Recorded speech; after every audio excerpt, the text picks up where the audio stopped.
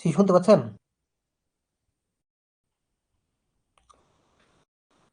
Hello,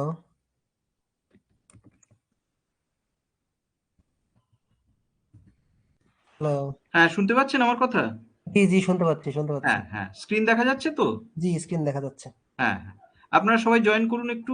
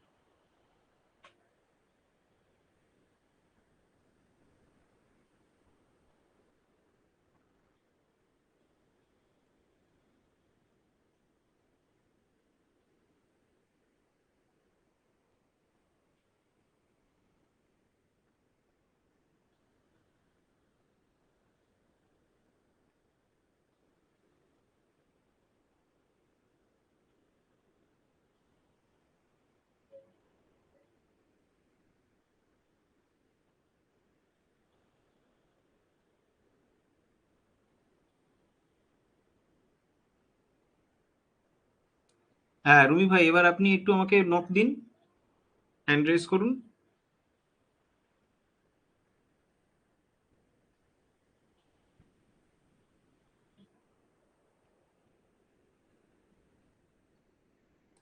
হ্যাঁ, বলুন। জি, শুনতে পাচ্ছেন? হ্যাঁ, হ্যাঁ, হ্যাঁ, শুনতে পাচ্ছি। আচ্ছা, আলহামদুলিল্লাহ। আমার যেটা কোশ্চেন ছিল সেটা হচ্ছে যে আহ, আমরা 14 SD1 আমরা ইমপ্লিমেন্ট করেছিলাম। হ্যাঁ, তো SD1 বলতে আমরা যেটা বুঝি মানে বইতে যেরকম আছে যেটা হচ্ছে আমাদের একটা কন্ট্রোলার সার্ভার থাকে। হ্যাঁ, হ্যাঁ, হ্যাঁ, হ্যাঁ, তো সার্ভার থেকে এপিআই জেনারেট করে আমাদের সেইগুলো সুইচ বা রাউটারের সাথে কানেক্ট থাকবে এবং আমাদের কন্ট্রোলিংটা থাকবে সার্ভার থেকে ওই আমাদের কোডিং বা আমাদের যত প্রকার কনসেপ্ট সার্ভারে ইমপ্লিমেন্ট হবে সার্ভারে এন্ড ডিভাইসগুলোকে কন্ট্রোল করবে। হ্যাঁ, কিন্তু বাজার ধরার জন্য এখন অনেক ডিভাইস করতেছে কি এসডিও নাম দিয়ে তারা কি করতেছে জাস্ট মানে আমরা ওইখানে কি করতেছি জাস্ট দুইটা আইএসপি দিচ্ছি হ্যাঁ, ফেইলওভারের মতো করতেছি অটোমেটিক্যালি যে কোনটা ধরবে কোনটা ছাড়বে আর কি এরকম হ্যাঁ। মানে লিখে দিচ্ছি এসডি1 তো আমাদের জুনিফারের এসডি1টা কি এরকমই নাকি? না, জুনিপারের যেটা অ্যাকচুয়ালি কন্ট্রেল বলে একটা কনসেপ্ট আছে। জুনিপারের কনসেপ্টটা কিন্তু এই আপনি যেটা বললেন ওটাই, যে একটা কন্ট্রোলার আপনার থাকবে। এসডিওয়ান এর টিপিক্যাল কনসেপ্টই হচ্ছে ওটা, যে আপনি সিসকো বলুন বা জুনিপার বলুন সকলেরই ওটাই হবে। আপনি যেটা বললেন ওটাই একদম কারেক্ট। সেটা হচ্ছে যে একটা কন্ট্রোলার থাকবে, জি, একটা কন্ট্রোলার থাকবে এবং কন্ট্রোলারটা থেকে আজকে যে ইনফ্যাক্ট যে রাউটার্স বা সুইচেস গুলো থাকে ওদের ওপর থেকে অ্যাকচুয়ালি যেটা হয় সেটা হচ্ছে যে কন্ট্রোলটা ওদের ওপর থেকে তুলে আনা হয়। তুলে রাইট, এনে ওটাকে সেন্ট্রালাইজ করা হয়েছে, একটা কোনো ধরুন সার্ভার, একটা সেন্ট্রাল সার্ভার বা সেন্ট্রাল ডিভাইসে রাখা হয়েছে। ওরা শুধু ফরওয়ার্ডিংটা করছে। এবার ওদের যা কিছু ট্রাবল শুটিং বলুন বা কন্ট্রোল যে সিগন্যালস গুলো সেগুলো আপনি যেরকম বললেন ওই এপিআই পাঠিয়ে ওইভাবেই করা হয়। ওটা আমাদের জুনিপারেও কিন্তু এই একই ব্যাপার। এবার হ্যাঁ, এটা ঠিক কথা, অনেক কোম্পানি হয়তো ওরকম যারা হয়তো টেকনিক্যালি অত কিছু সাউন্ড নয়, তারা ওরকম হয়তো বলবে এসে যে আমরা we are offering SD-WAN solutions. কিন্তু ব্যাপারটা হয়তো অতটা সোজা নাও হতে পারে, কারণ সিসকো বলুন বা ফর্টিগেট বলুন বা ধরুন পালো আল্টো বা এদিকে জুনিপার, এদের বা মাইক্রোটিক, এদের অলরেডি একটা মানে সেই রকম একটা টেকনোলজি বেস তৈরি হয়ে গেছে। আর সিসকো জুনিপার তো বটেই, তো তাদের একটা সেই রকম মানে টেকনোলজি বেস তৈরি হয়ে গেছে, যে কারণে ওরা কিন্তু যেটা অফার করবে সেটা কিন্তু ওই রকম নয়, যে মানে ধরুন ওরকম মানে কিছু ফেক এসডিএন নয়, ওটা টিপিক্যালি একটা এসডিএনই হবে, যেখানে ওই কন্ট্রোলার একটা থাকবে। আর ওই কন্ট্রোলার থেকে আপনি এপিআই পাঠিয়ে যে ডিফারেন্ট যে ডিভাইস গুলো সেগুলোকে আপনি কন্ট্রোল করবেন। জুনিফার এখন কত সিরিয়াল কোনটা দিচ্ছে এসডি1 হ্যাঁ, মানে জুনিফার কোনটা ডিভাইসের সিরিয়াল নাম্বার কোনটা যেটা এসডি1 সাপোর্ট করতেছে? এইটা আমি একটু দেখে বলবো, এটা দেখে আচ্ছা, বলবো, তবে ওদের যে টেকনোলজিটা ইউজ হয় সেটা হচ্ছে কন্ট্রেল। তো আমি এটা একটু দেখে বলবো, কারণ আমি এটা নিয়ে খুব একটা কাজ করিনি। আমি আচ্ছা, এখনো দরকার পড়েনি তাই করিনি। আমি একটু দেখে আপনাকে জানাবো। ডিভাইসটা আমি এসডিএন ডিভাইসটার মডেল, নাম্বার এগুলো আমি সব আপনাকে জানিয়ে দেবো। বাংলাদেশে এসডি1 কিন্তু ইমপ্লিমেন্ট হচ্ছে অলরেডি ব্যাংকে। হ্যাঁ, হ্যাঁ, হ্যাঁ, হ্যাঁ। না, এসডি ব্যান চলবে। এসডি ব্যান মানে ব্যাপারটা কি, যে ধরুন আজকে যখনই ডেটা সেন্টারের কথা যখন আপনি ভাববেন, জি। তখন তো সেখানে এসডি ওয়ান এর দরকার পড়বেই। আর তাছাড়াও এমনিতেও ইভেন এখনকার দিনে যেগুলো ধরুন আইএসপি নেটওয়ার্কস যেগুলো রয়েছে, ডেটা সেন্টার ছেড়েও যে আইএসপি বা এন্টারপ্রাইজ নেটওয়ার্কস যেগুলো রয়েছে, সেখানেও এখন এসডিএন বলুন বা এসডি ওয়ান বলুন, এই ব্যাপারগুলো এসে যাচ্ছে। কারণ হচ্ছে ম্যানেজমেন্ট করতে সুবিধা হয়। তারপর ধরুন বটল নেকিং, অনেক জায়গাতে ধরুন ব্যান্ডউইথ ক্রাইসিস হচ্ছে, সেই জায়গাটাকে ওভারকাম করতে সুবিধা হয়, এই ব্যাপারগুলো আর কি। তাহলে কি তো এমপিএলএস কি টিকতে পারবে এসডি1 এর সামনে? মানে আমার যে কোনটা এমপিএলএস কি এসডি1 কি, মানে এসডি1 কি এমপিএলএস কে রিপ্লেস করে ফেলবে না? অ্যাকচুয়ালি এইটা খুব ভালো প্রশ্ন। এটা নিয়ে একটা মানে ডিবেটও আছে। আহ, ব্যাপারটা কি জানেন তো, ব্যাপারটা হচ্ছে যে এমপিএলএস এর কতগুলো, এটা সত্যি কথা যে এমপিএলএস অনেক দিনের পুরনো টেকনোলজি, কিন্তু তা সত্ত্বেও এমপিএলএস কিন্তু এসডি ওয়ান এসে যাওয়ার পরে মোটেও অবসোলেট হয়ে যায়নি। উল্টে যেটা হয়েছে সেটা হচ্ছে এমপিএলএস এর জায়গাটা আরো বেশি স্ট্রং হয়ে গেছে। কারণ এমপিএলএস এর কিছু কিছু জিনিস আছে যেই জায়গাগুলো কিন্তু মানে এমপিএলএস অফার করতে পারে, যেটা অন্য কোনো টেকনোলজি অফার করতে পারবে না। তো সেই জায়গাটা রয়েছে। অ্যাকচুয়ালি এসডিএন এর যেটা আমি যেটা মানে পড়ে বুঝেছি, যেটা বা যেটা আমি মানে যে রিপোর্টস গুলো যে দেখেছি, সেটা হচ্ছে ধরুন যেখানে আপনার ফিজিক্যাল নেটওয়ার্কস কাজ করছে, মানে পার্টিকুলারলি ধরুন আইএসপি নেটওয়ার্ক বা এন্টারপ্রাইজ নেটওয়ার্ক, এই জায়গাগুলো যেখানে কাজ করছে, যেখানে আপনার লং ডিস্টেন্সে ডিভাইসেস গুলো বসে রয়েছে, একটা জায়গাতে একটা জায়গায় আপনাকে লং ডিস্টেন্সে কানেক্টেড হতে হচ্ছে, এবং পুরোটা হয়তো ওইভাবে একটা সেন্ট্রালি ম্যানেজ করা যাবে না, সেখানে এমপিএলএস থাকবেই। আইএসপি নেটওয়ার্ক কোনোদিনও এমপিএলএস ছাড়া কিন্তু কাজ করতে পারবে না, কারণ এমপিএলএস এর বিকল্প কিন্তু এখনো সেরকম কিছু বেরোয়নি। এবার এসডিএন কে নর্মালি যেটা করা হয়েছে, এসডিএন বা এসডি ওয়ান যাই বলুন, that is basically management purpose. ওটা কিন্তু ঠিক মানে আমরা যদি সেভাবে ভেবে দেখি, এমপিএলএস কিন্তু ফর পারফরম্যান্স, রাইট? এমপিএলএস হচ্ছে ফর পারফরম্যান্স। কারণ আমরা যখন এমপিএলএস করব, আমরা দেখতে পাবো যে এমপিএলএস এ যেই জায়গাটার উপর নজর দেওয়া হয়েছে সেটা হচ্ছে ফরওয়ার্ডিং। যে আজকে ধরুন একটা রাউটার, পরপর অনেকগুলো রাউটার লাগানো রয়েছে, তার মধ্যে একটা ডেটা পাস করছে একটা সোর্স থেকে একটা ডেস্টিনেশনে। এবার প্রত্যেকটা রাউটারের ক্ষেত্রে অনেকগুলো স্টেপে কাজটা হতো, এই ফরওয়ার্ডিং এর কাজটা। প্রথমে আগে রাউটিং টেবিল কনসাল্ট হতো, রাউটিং টেবিল কনসাল্ট করে দাও, ফরওয়ার্ডিং টেবিল কনসাল্ট হতো, তারপর ডেটাটাকে ফরওয়ার্ড করতো, এইভাবে কাজটা হতো। এমপিএলএস এসে যাওয়াতে যেটা খুব সুবিধা হলো সেটা হচ্ছে যে ওই মধ্যবর্তী অনেকগুলো রাউটারের কিন্তু আর এই রাউটিং টেবিল কনসাল্ট করার কোনো প্রয়োজন পড়লো না। ওরা ওদের ফরওয়ার্ডিং টেবিলের মাধ্যমেই ডাইরেক্টলি ট্রাফিকটাকে ফরওয়ার্ড করতে পারলো। এবং তাতে একটা ওদের যেটা সুবিধাও হলো সেটা হচ্ছে যে ওদের রাউটিং টেবিলের ভিতরে ডেস্টিনেশন নেটওয়ার্কটাকে রাখারও কোনো প্রয়োজন পড়লো না। তো এই যে সুযোগ সুবিধাগুলো, এই সুযোগ সুবিধাগুলো কিন্তু basically performance related, not management related. MPLS এসে যাওয়াতে যে আমাদের ম্যানেজমেন্টে খুব সুবিধা হয়েছিল তা কিন্তু নয়। যেটা সুবিধা হয়েছে সেটা হচ্ছে পারফরম্যান্সে খুব সুবিধা হয়েছে। ওয়ারাস আপনি একটা জিনিস দেখুন, আপনি যদি এসডি ওয়ান এর কথা যদি ভাবেন, দেখবেন প্রত্যেকটা এসডি ওয়ানে কিন্তু একটা গ্রাফিক্যাল ম্যানেজমেন্ট কনসোল একটা সবসময় অ্যাসোসিয়েটেড আছে। এবং এসডি ওয়ান এসে যেটা হয়েছে যে আজকে এই যে মানে যে আমাদের যে সিএলআই এর জায়গাটা, সিএলআই এর জায়গাটা কিন্তু অনেকটাই বন্ধ হয়ে গেছে। আমরা একটা গ্রাফিক্যাল ইউজার ইন্টারফেস পাচ্ছি, সেটার মাধ্যমেই রাউটার্স গুলোকে আমরা কনফিগার করে দিতে পারছি খুব তাড়াতাড়ি।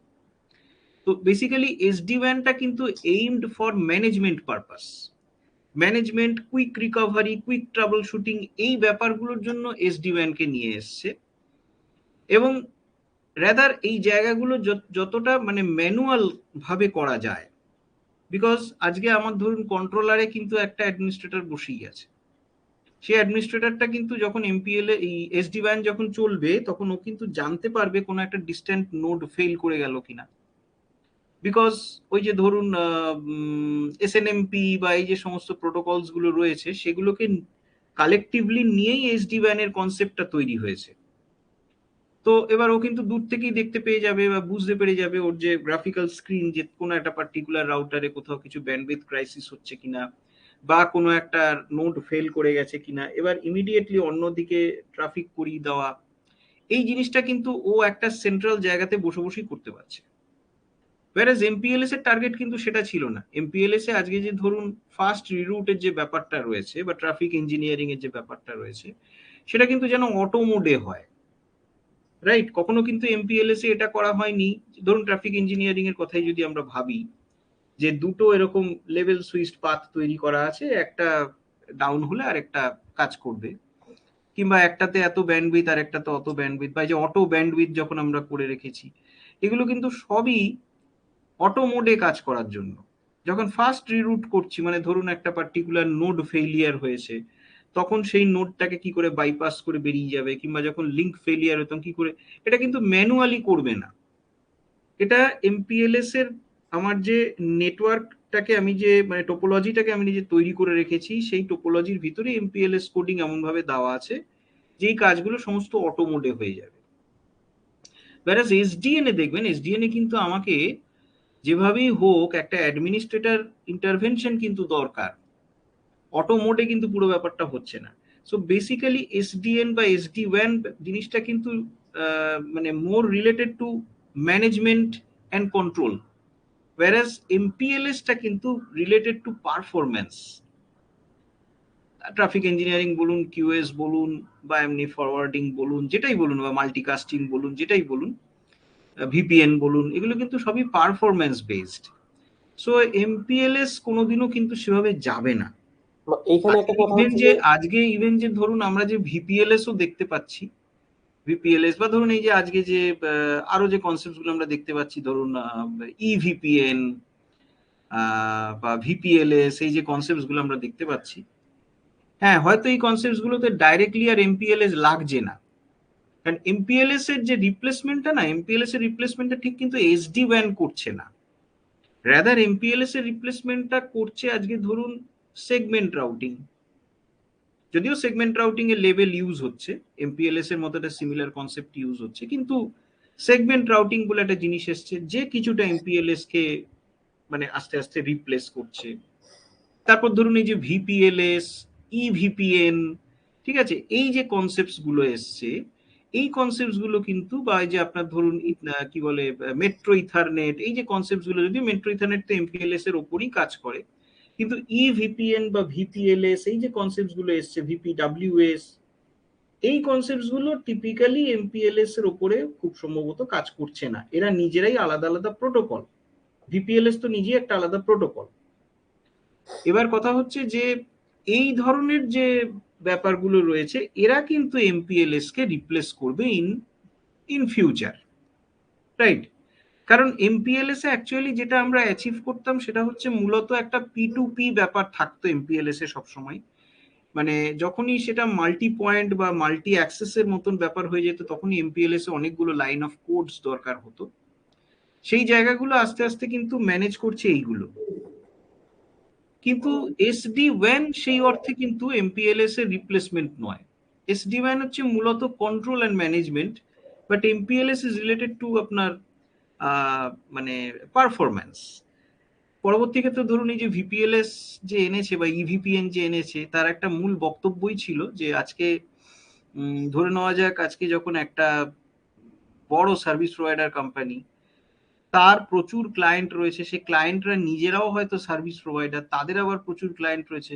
এবার এই যে ক্লায়েন্ট গুলোকে হয়তো আইডেন্টিফাই করা হয়েছে বাই VLANs। এবার ট্র্যাডিশনালি আমাদের VLAN এর সংখ্যাটা একটা লিমিটেড থাকে।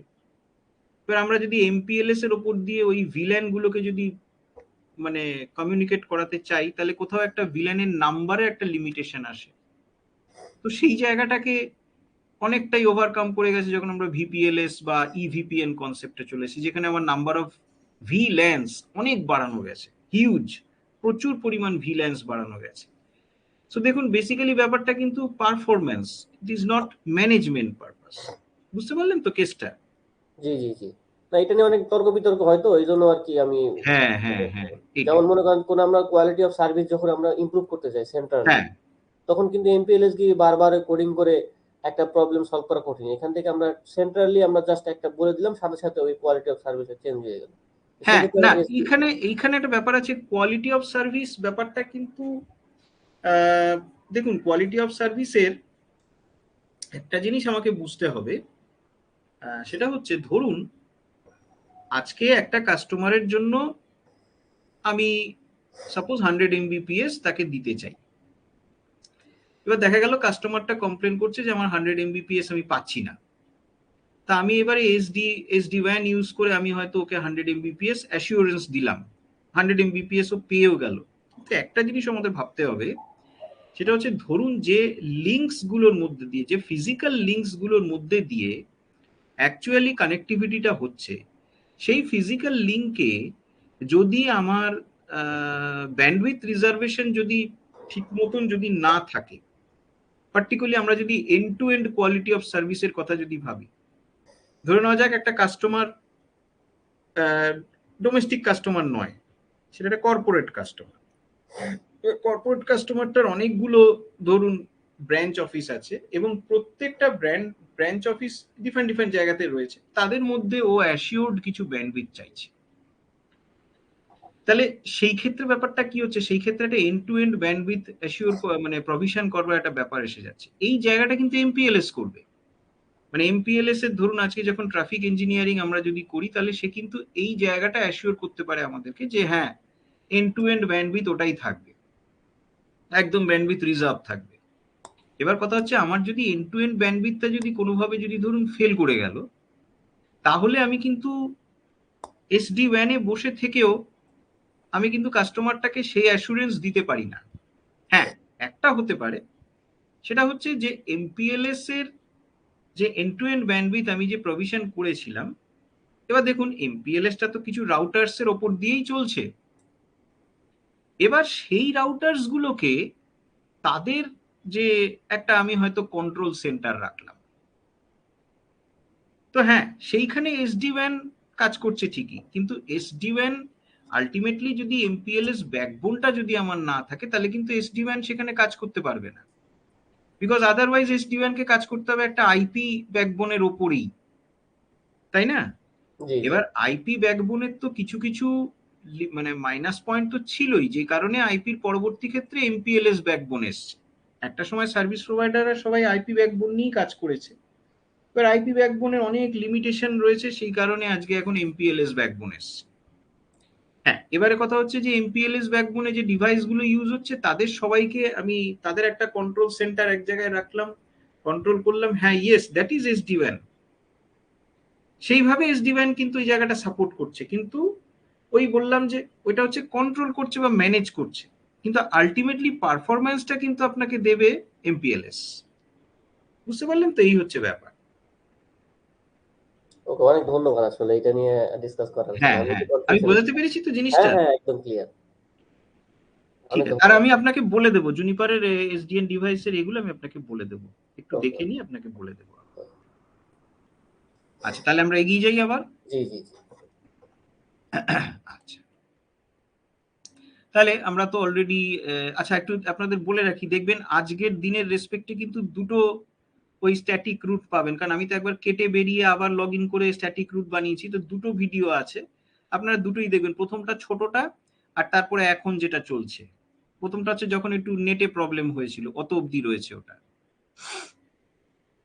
তো যাই হোক, আমি এখান থেকে এই 192.168.2 তে আসার জন্য একটা স্ট্যাটিক রুট ফেলেছি, আবার এখান থেকে 192.168.1 এ আসার জন্য স্ট্যাটিক রুট ফেলেছি। আমরা একবার চেক করে নিই। চেক করে নিলে পর আমরা দেখতে পাচ্ছি পিসি 1 থেকে আজকে ধরে নেওয়া যাক পিসি 2 অবধি যদি আমি পিং করি, সো পিং 192.168.2.2 রিপ্লাই পাচ্ছি, ভেরি গুড। এইবারে আজকে ধরা যাক আমি যদি এইখানে এখন যদি কোনো স্ট্যাটিক রুট ফেলি, এবার এই যে রাউটারটা, এটাকে আমরা একটা স্টাব এন্ড রাউটার ভাবতে পারি। স্টাব এন্ড রাউটার মানে অ্যাকচুয়ালি যে জাস্ট একটা লিংক দিয়েই কানেক্টেড আছে, একটা লিংক দিয়ে যদি কানেক্টেড থাকে এবং ওর পেছনে যদি আর কোনো মানে রাউটেড চেনটা যদি ওর তলায় শেষ হয়ে যায়, তাহলে অবভিয়াসলি এটা একটা স্টাব এন্ড রাউটার, মানে এখানে গিয়ে শেষ হয়ে যাচ্ছে, আমার নেটওয়ার্কটা এখানে গিয়ে শেষ হয়ে যাচ্ছে, তলায় জাস্ট একটা ল্যান রয়েছে কি একাধিক ল্যান রয়েছে, কিন্তু অ্যাকচুয়ালি ব্যাকবোনটা এখানে এসে শেষ হয়ে যাচ্ছে। তো স্টাব এন্ড রাউটার অনেক সময় যেটা হয় সেটা হচ্ছে ওরা ডিফল্ট রুট দিয়ে কানেক্টেড থাকে টু দ্য মেইন ব্যাকবোন। তো এবার সেই কারণে, তবে ডেফিনেটলি আমি এটাকে স্টাব এন্ড বলবো না, এই জন্যই বিকজ ওর কিন্তু মোর দ্যান ওয়ান কানেক্টিভিটি আছে উইথ দ্য ব্যাকবোন। ওর কিন্তু একটাই কানেক্টিভিটি আছে উইথ দ্য ব্যাকবোন। তো এই ক্ষেত্রে আমরা যেটা করতে পারি, একটা ডিফল্ট রুট রাখতে পারি এখানে, যে ডিফল্ট রুটটা দিয়েও সবার কাছে রিচ করতে পারে। সো ডিফল্ট রুটটা আমরা জুনিপার 3 তে বসিয়ে দিলাম চট করে। ডিফল্ট রুটের কমান্ডটাও খুব সোজা। Set routing options, static route, default route বসিয়ে দিলাম 0000/0, নেক্সট হপ 23002, কমিট। ওকে, এইবারে যেটা ব্যাপার সেটা হচ্ছে যে আজকে আমি ধরে নেওয়া যাক এখান থেকে এইখানে রিচ করতে চাই, এখান থেকে এইখানে রিচ করতে চাই। এবারে সেই রিচ করতে গেলে অবভিয়াসলি এই মধ্যিখানের রাউটারটাকে তো রিচেবিলিটি দিতে হবে। তাহলে মধ্যিখানের রাউটারটাকে আমি চিনিয়ে রাখি যে 192.168.3.0 তে তুমি কিভাবে যাবে। তাহলে মধ্যিখানের রাউটারটাকে এখানে বলে রাখলাম set routing options,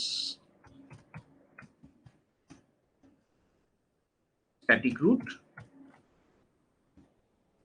192.168.3.0/24, next hop হচ্ছে 2323003, কমিট। এইবারে আমি এইখানটাতে একটা স্ট্যাটিক রুট ফেলছি, জুনিপার 1 একটা স্ট্যাটিক রুট ফেলবো আমি। Set routing options, static route 192.168.3.0/24, next হপটা আমি ইচ্ছাকৃত দেখালাম, নেক্সট হপটা ইচ্ছাকৃত দেখালাম 23003, রাইট? বিকজ আজকে ওখানে আসতে গেলে যে 12002 দিয়ে আসা যায় এটা তো আমরা সবাই জানি, রাইট? এটা আমরা সবাই জানি, কিন্তু আমি ইচ্ছাকৃত এবার কিছু এক্সপেরিমেন্টস করবার জন্য আমি নেক্সট হপটাকে ডিসকানেক্টেড নেক্সট হপ রাখছি, রাইট? নেক্সট হপটাকে আমি ডিসকানেক্টেড নেক্সট হপ রাখছি, বিকজ আমি এখন যেটা আপনাদের দেখাতে চাই সেটা হচ্ছে recursive route. So 192.168.3.0, next hop হচ্ছে 23003, কমিট করলাম। ওকে, এবারে আমরা এখন একটু রাউটিং টেবিলটাকে দেখব। রান শো রুট, আমরা দেখতে পাচ্ছি 192.168.3 এর কিন্তু ও রুটটাকে গ্রহণ করলো না, রাইট? রুটটাকে কেন গ্রহণ করলো না? তার কারণটা হচ্ছে অ্যাকচুয়ালি নেক্সট হপটা কিন্তু ওর কাছে রিচেবল নয়, এবং অ্যাকচুয়ালি নেক্সট হপে যেটার কথা বলা হয়েছে মানে 23003, ওর কাছে কিন্তু ওই নেটওয়ার্কটাই নেই। 23003 এর কোনো নেটওয়ার্ক কিন্তু রাউটিং টেবিলেই নেই, রাইট? সেই জন্য কিন্তু এটাকেও রাউটিং টেবিলেই ঢোকায়নি। অবভিয়াসলি ফরওয়ার্ডিং টেবিলে তো থাকবেই না, বিকজ ফরওয়ার্ডিং টেবিল তো আলটিমেটলি রাউটিং টেবিলকে ফলো করেই তৈরি হয়, রাইট? রাউটিং টেবিলের ভিতরে অনেক অপশনস থাকে, তার মধ্যে থেকে বেস্ট অপশনস নিয়ে ফরওয়ার্ডিং টেবিলটা তৈরি হয়। তাহলে অবভিয়াসলি এটা ফরওয়ার্ডিং টেবিলে থাকবে না। এবার আমরা যদি এখন এখানে আমাদের এই PC1 থেকে PC3 কে মানে 3.2 কে যদি আমরা পিং করি, তাহলে আমরা এখানে দেখা যাচ্ছে ক্যানট রিজলভ 192.168.3.2 কে যদি আমরা পিং করি, তাহলে আমরা দেখতে পাচ্ছি হোস্ট আনরিচেবল দেখিয়ে যাচ্ছে। একদম ঠিক কথা, হোস্ট আনরিচেবলই বটে। এবার একটা জিনিস একটু দেখে রাখি, সেটা হচ্ছে কোন কোন রুটকে আমরা হয়তো চাইছি যে সেটা আনরিচেবল থাকুক, রাইট? সেটা যে রিচেবল সেটা আমরা চাইছি না, সেই ক্ষেত্রে আমরা হয়তো এরকম নেক্সট হপটাকে দূরের কোনো নেক্সট হপ দেখিয়ে রাখলাম। এবারে আমরা এই নেক্সট হপের সাথে একটা জিনিস আমরা জুড়ে দিতে পারি,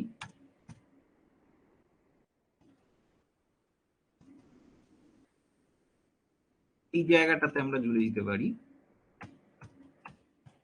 ডিসকার্ড, রাইট? যদি ডিসকার্ডেড যদি স্ট্যাটিক রুট হয় তাহলে ব্যাপারটা কি হচ্ছে, আজকে যখন কেউ পিন করছে তখন সে কিন্তু just time out time out time out দেখবে, রাইট? ওয়্যারএস আজকে যদি ডিসকার্ডের বদলে এখানে আমি বলতাম রিজেক্ট,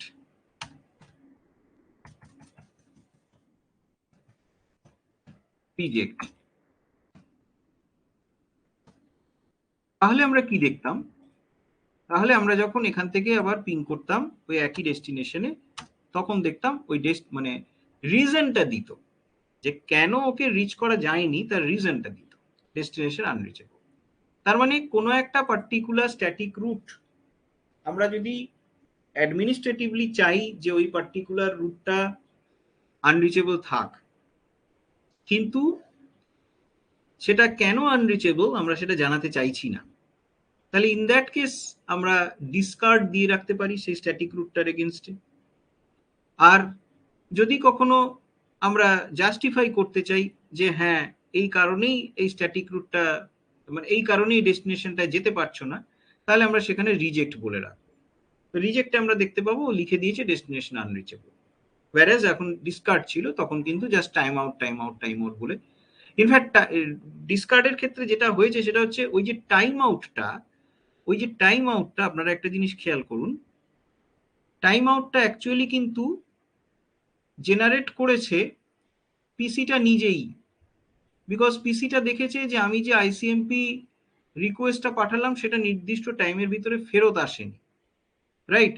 ওয়্যারএজ এই যে মেসেজটা, এই মেসেজটা কিন্তু রিপ্লাই করেছে ওর গেটওয়ে মানে রাউটার, অর্থাৎ কিনা যে ডিক্লেয়ার করে রেখেছে যে ওই পার্টিকুলার নেটওয়ার্কটা রিচেবল নয়, যাকে আমি রিজেক্ট বলে এসেছি। সো ওই ডেস্টিনেশন নট রিচেবল আর রিকোয়েস্ট টাইম আউট আরটিও দুটোর ভিতরে বেসিক্যালি একটা ডিফারেন্স আছে।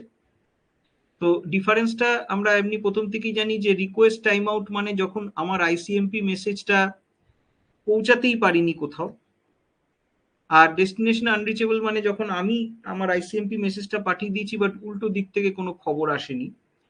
এই জায়গাটাকে কিন্তু জুনিপার আরো ম্যানেজেবল, মানে জিনিসটাকে আরো বেশি কি বলবো, মানে অ্যাডমিনিস্ট্রেটিভ কন্ট্রোলের হাতে তুলে দিয়েছে, যে ব্যাপারটা এত সহজ রাখেনি। সিসকো হলে কিন্তু আজকে যখন আমি আরটিও খেতাম, সিসকো বা অন্য কোনো ডিভাইস হলে আমরা যখনই আরটিও খেতাম, তার মানে হচ্ছে যে আমি পিং করে দিয়েছি কিন্তু উল্টো দিক থেকে কোনো রিপ্লাই ব্যাক আমি নির্দিষ্ট টাইমের ভিতর পাচ্ছি না, that's why request timed out. Whereas আমি যখন ডেস্টিনেশন হোস্ট আনরিচেবল পেতাম বা ডিএইচইউ, সেই সময় মানে হচ্ছে যে মানে আমি যেতেই পারছি না, I don't have any route. এটা হচ্ছে সহজ সোজা হিসাব। জুনিপার কিন্তু এই জায়গাটাতে আবার একটু অ্যাডমিনিস্ট্রেটিভ কন্ট্রোল আমাদের হাতে দিয়েছে, সেটা হচ্ছে যে গেটওয়ে তার কাছেই যদি আমি একটা পার্টিকুলার রুটকে ডিসকার্ড রুট হিসেবে দেখাই, তাহলে সেই রুটটার এগেনস্টে ও কোনো ফিডব্যাকই পাঠাবে না, যে সমস্ত ল্যান্ড ডিভাইসরা যেতে চাইছে সেই পার্টিকুলার ডেস্টিনেশনে তার রেসপেক্টে কোনো ফিডব্যাকই পাঠাবে না। ওয়্যারএস যদি আমরা রিজেক্ট বলে পাঠাই তাহলে কিন্তু তার জন্য একটা ফিডব্যাক অ্যাটলিস্টও পাঠাবে, রাইট?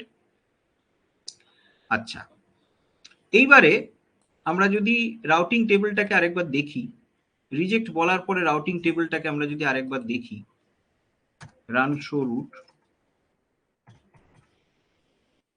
আমরা দেখতে পাচ্ছি 192.168.3.0 কে এখন কিন্তু একটা রিজেক্টেড রুট হিসেবে ও এখানে এন্ট্রি করেছে। কেন রিজেক্টেড রুট হিসেবে এন্ট্রি করেছে? বিকজ অ্যাটলিস্ট ও দেখতে পাচ্ছে যে এমন কোনো নেক্সট হপের কথা কিন্তু বলা হয়নি যেই নেক্সট হপটা ইজ নট রিচেবল। ঠিক আছে, আপনাদের নিশ্চয়ই খেয়াল আছে আমি নেক্সট হপের জায়গাটা কেটে দিয়ে জাস্ট স্ট্যাটিক রুট 192.168.3.0/24 রিজেক্ট লিখে দিয়েছিলাম, তাই সেটাকে রাউটিং টেবিলে ঢুকিয়েছে। দেখি ফরওয়ার্ডিং টেবিলে run show route forwarding table, সেখানে 192.168.3 এর রেসপেক্টে ও কি দেখাচ্ছে রিজেক্ট। 192.168.3 এর রেসপেক্টেও দেখাচ্ছে রিজেক্ট। ওকে ওকে, এইবারে আমরা আবার ওই ইস্যুটাতে যাব যেখানে আমরা রিজেক্ট ফিজেক্ট গুলো সব তুলে দেব। তাহলে এখানে বললাম, নিয়ে আসি, এখানে বললাম নেক্সট হপ 23003 যেমন আগে বলেছিলাম। আচ্ছা একবার শো বলে নি, শো রাউটিং অপশনস বলে নি।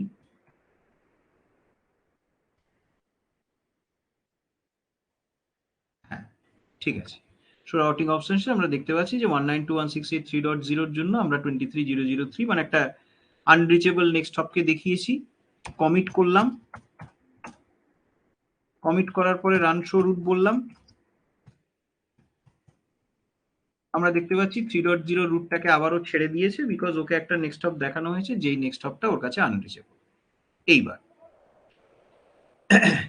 এই আনরিচেবল নেক্সট হপ দিয়েও কিন্তু ওর কাছে পৌঁছানো যাবে। সেটা কিভাবে? যে অ্যাকচুয়ালি ঝামেলাটা হচ্ছে যে 23 এর নেটওয়ার্কটাকে ও চেনে না। তা যে কারণে 23 এর নেটওয়ার্কে অবস্থিত একটি নেক্সট হপকে যখন আমরা ওকে দেখিয়েছি তখনই ও ঝামেলা করেছে। তাহলে একটা কাজ করা যাক, 23 এর নেটওয়ার্কটা আমরা ওকে চিনিয়ে দিই।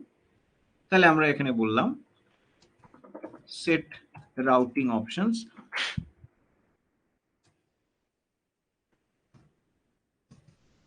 set routing options static root 23000/8 তার কাছে পৌঁছতে গেলে ওর নেক্সট হপ অবভিয়াসলি 12002।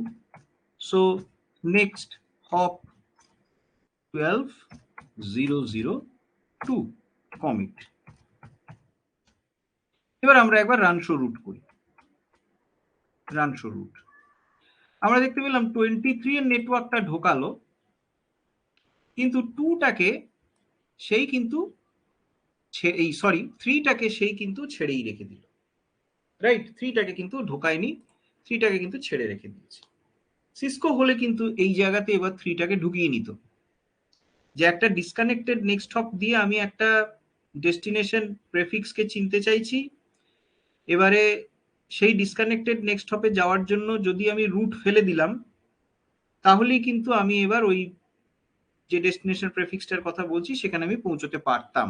সিসকো হলে কিন্তু এই স্টেপটা হলেই যথেষ্ট হতো, but in case of Juniper আপনাদের আরেক ধাপ এগোতে হবে। সেটা কি না, আমরা যে 192.168.3 এর যে স্ট্যাটিক রুটটা ফেলেছি আমরা একবার সেখানে যাব। Edit routing options static route 192.168.3.0/24 এইটাতে আমরা আবার যাব। গিয়ে প্রথমে আমরা শো বললাম, শোতে দেখা যাচ্ছে সেট নেক্সট হপ 23003 করা আছে। আমরা এখানে বললাম ডিলিট নেক্সট হপ 23003। তারপর আমরা বলছি সেট নেক্সট হপ 23003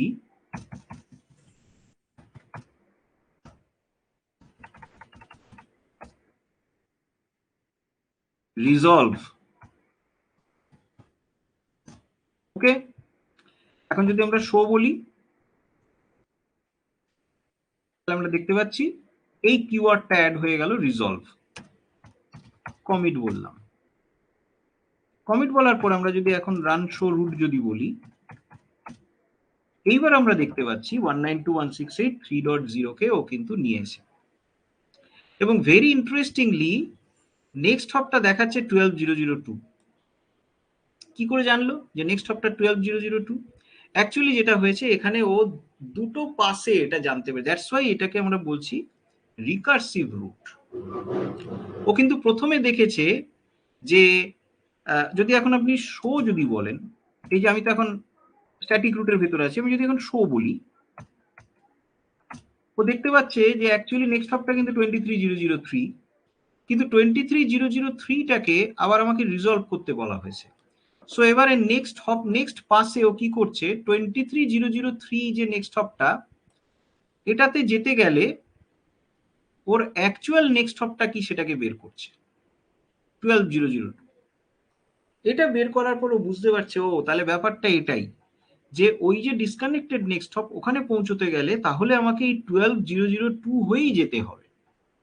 এই কারণেই কিন্তু এইখানে যে স্ট্যাটিক রুটটাকে ও এবার অ্যাকসেপ্ট করে নিল, সেখানে কিন্তু 12002 দেখিয়ে দিল as the next hop, right. আমরা যদি এখানে এখন ফরওয়ার্ডিং টেবিলটা দেখি, রান শো রুট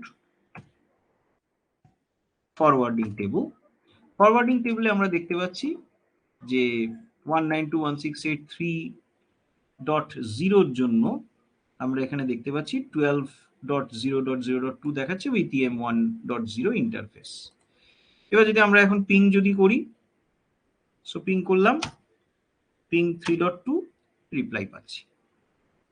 সো তাহলে এই জিনিসটাই আপনাদেরকে বললাম যে একটা ডিসকানেক্টেড নেক্সট হপ দিয়েও আমি কিন্তু স্ট্যাটিক রুট কনফিগার করতে পারি। শুধু আমাকে দুটো জিনিস মনে রাখতে হবে, there must be a route for going to that disconnected next hop এবং there must be a resolve keyword. Cisco হলে প্রথম স্টেপটাতেই কাজ হয়ে যায়, হয়তো মাইক্রোটিপকেও তাই হয়, কিন্তু জুনিপারের ক্ষেত্রে আমাকে একটা রিজলভ কিওয়ার্ডও কিন্তু ওখানে দিতে হবে, আদারওয়াইজ জুনিপার বুঝতে পারবে না যে ওই যে 12002টাকে যে ফাইন্ড আউট করা এটাই ও করতে পারছিল না যতক্ষণ না আমি রিজলভ কিওয়ার্ডটাকে দিয়েছি, right. So this is disconnected next hop recursive route. Okay, আচ্ছা, এইবার আমরা চলে আসছি, এবার টোপোলজিটাকে একটু ছোট জায়গায় কনফাইন করব, এই জায়গাটাতে আসবো যেখানে আমার মাল্টিপল রুটস ইত্যাদি ইত্যাদি থাকবে, মানে এবার আমার এই প্রেফারেন্স, কোয়ালিফাইড নেক্সট হপ, এইসব ব্যাপারগুলো এখানে উঠে আসবে। তো এখানে আমরা তাহলে প্রথমে যেটা দেখবো সেটা হচ্ছে যে আজকে ধরে নেওয়া যাক এবার আমি এই জুনিপার 1 আর জুনিপার 2 এর ভিতরেই থাকবো। তো জুনিপার 1 থেকে জুনিপার 2 এর এই নেটওয়ার্কটায় পৌঁছানোর জন্য এবার আমি এই নিচের রাস্তাটাকেও দেখাবো, রাইট। তাহলে আমি জুনিপার 1 এ একবার গেলাম, জুনিপার 1 এ গিয়ে এবার বললাম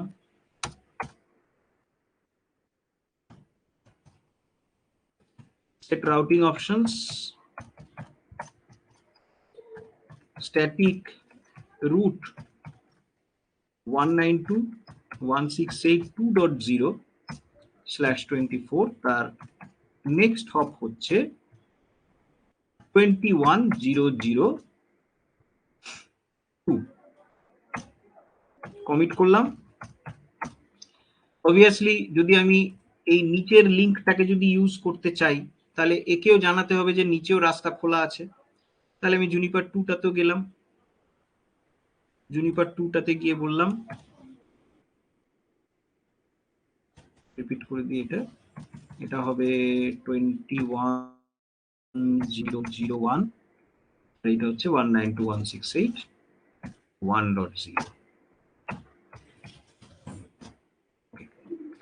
এইবার আমরা একটু এখান থেকে আমাদের পিসি 1 থেকে পিসি 2 অব্দি এটা ট্রেস রুট করব। ট্রেস রুট করে আমরা দেখি যে কোন লিঙ্কটাকে ব্যবহার করছে।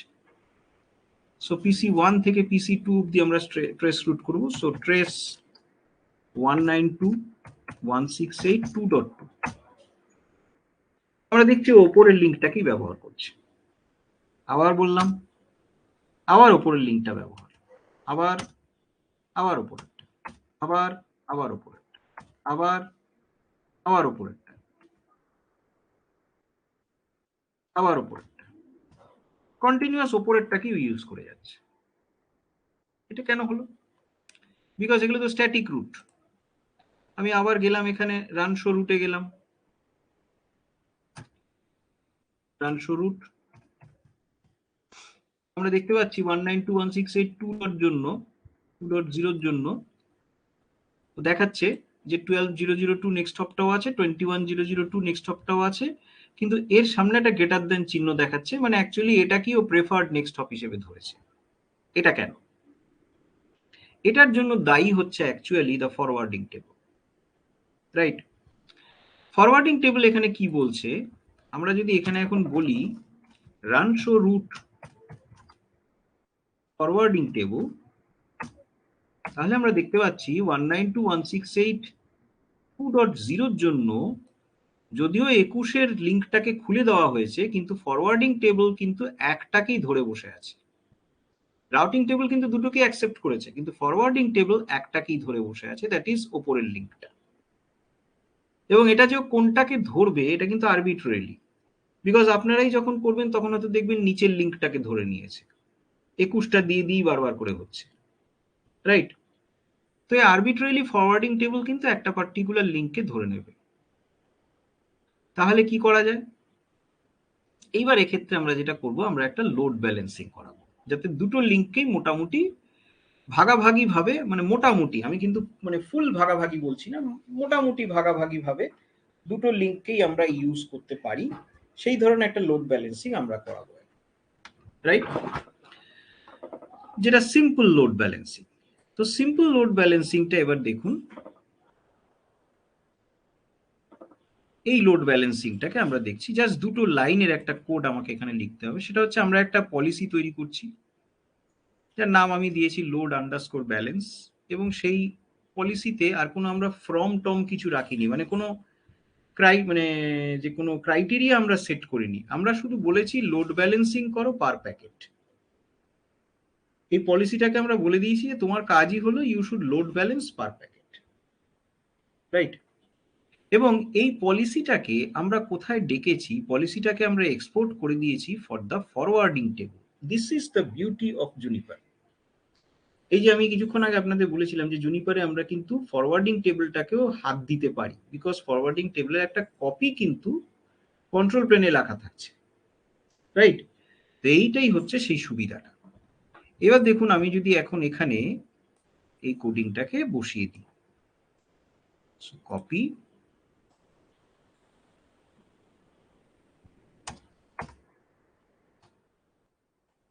পেস্ট,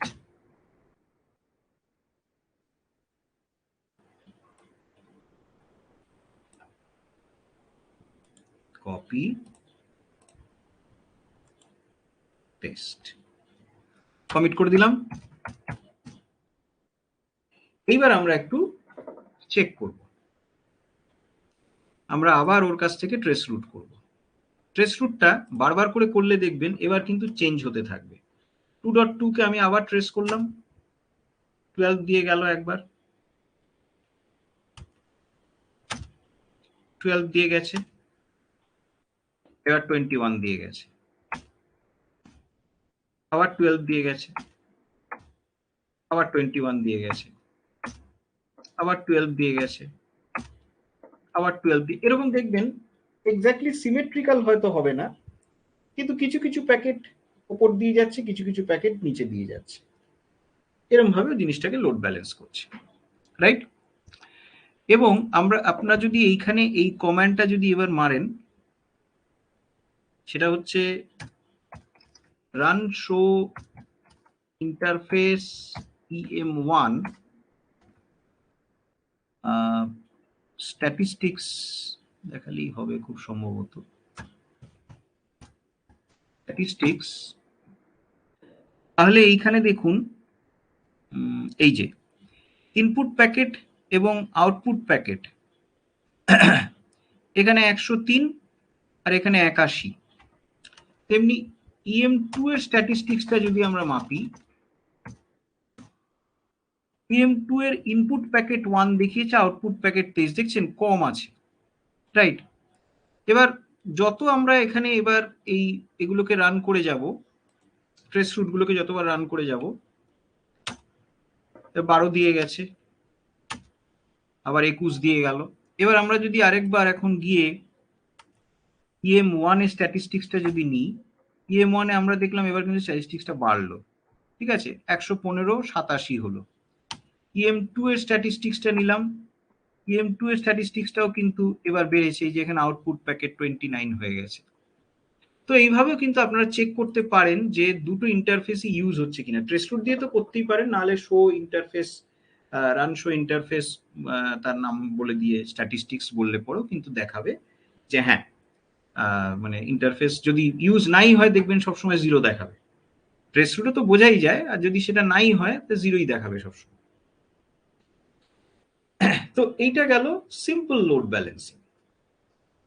এবারে এই সিম্পল লোড ব্যালেন্সিং এর সাথে এবার আমরা একটু কন্ডিশনাল লোড ব্যালেন্সিং করব। কন্ডিশনাল লোড ব্যালেন্সিংটা কিরকম হবে, এবার ধরে নিন আমি এখানে একটা খুব সিম্পল চিন্তা ভাবনা করছি, সেটা হচ্ছে আমি আরেকটা এখানে ডিভাইস অ্যাড করব, আরেকটা ভিপিসি অ্যাড করলাম এখানে।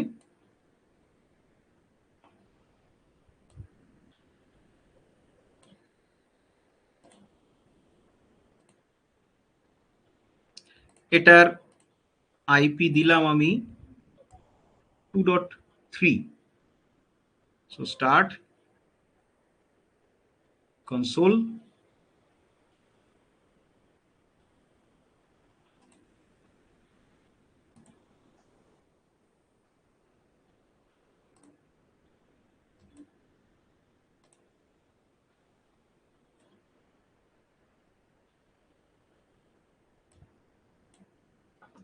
IP 192.168.2.3/24 192.168.2.1। ওকে, এবার ধরুন আমি চাইছি যে এই পিসি থেকে এই পিসি 2 অবধি যখন আসবে, অর্থাৎ কিনা 2.2 অবধি যখন আসবে তখন ওপরের লিঙ্কটা ফলো করবে, আর যখন পিসি 4 অবধি আসবে মানে 2.3 অবধি যখন আসবে তখন নিচের লিঙ্কটা ফলো করবে। রাইট, এই জিনিসটাকে আমরা বলছি কন্ডিশনাল ফরওয়ার্ডিং।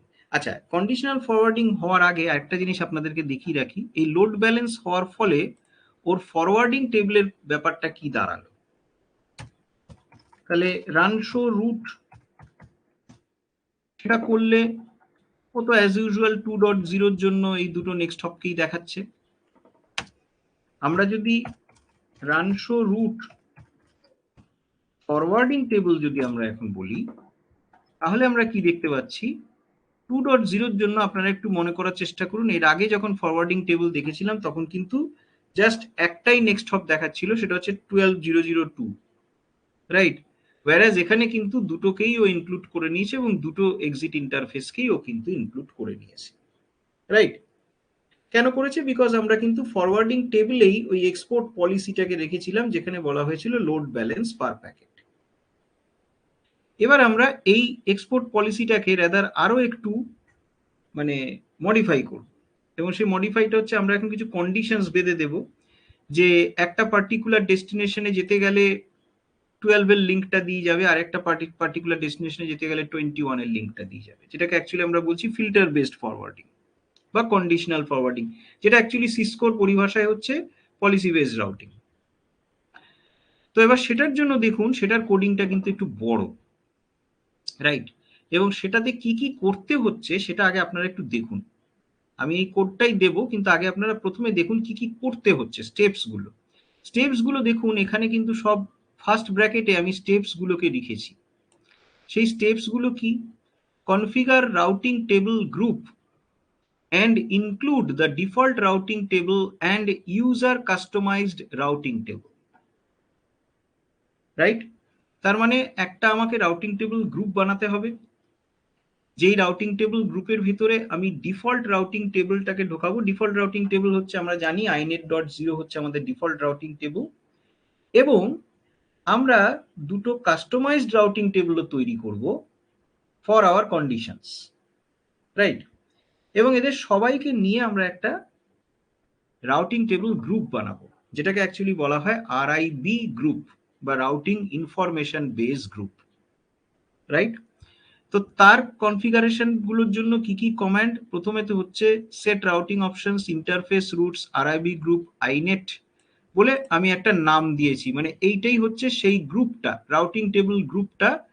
অবভিয়াসলি এটা IPv4 রাউটিং টেবিলদের দিয়ে তৈরি হচ্ছে, তাই আইনেট, এবং এটা নাম দিয়েছি আমি আরটি গ্রুপ, এটা আপনারা যা খুশি দিতে পারেন। আর ইন্টারফেস রুটস কেন বলা হয়েছে? বিকজ অ্যাকচুয়ালি এই রাউটিং টেবিল গ্রুপ যেটা তৈরি হচ্ছে এই গ্রুপটা is two influence the forwarding table, সেই জন্য ইন্টারফেস রুটস এর কথা বলা হয়েছে। তারপর কি, এবারে পরপর তিনটে রাউটিং টেবিলকে আমরা এই গ্রুপের ভেতরে ইনক্লুড করেছি আরটি গ্রুপের ভেতরে। একটা হচ্ছে inet.0, একটা j2rt.inet.0, একটা j3rt.inet.0। প্রশ্ন হচ্ছে আমি কেন এখানে j2rt-র পরে আবার .inet.0 বললাম? তার কারণটা হচ্ছে আমি যে j2rt বলে যে রাউটিং টেবিলটাকে ডিফাইন করব এর পরে, এবং j3rt বলে যে রাউটিং টেবিলটাকে আমি এর পরে ডিফাইন করব, এরা দুজনেই কিন্তু IPv4 routing table. That's why ওদের যে ক্লাসটা, ওরা কি ক্যাটেগরিতে পড়ে সেইটা চিনিয়ে দেওয়ার জন্য হচ্ছে inet.0, রাইট? তাহলে আমরা প্রথমে এবার যেটা করব সেটা হচ্ছে আগে এই এক্সপোর্ট পলিসিটাকে এখান থেকে তুলে নিই। সো ফরওয়ার্ডিং টেবিল থেকে আমরা এক্সপোর্ট পলিসিটাকে তুলে দিলাম। এটা থাকলে আবার হবে না।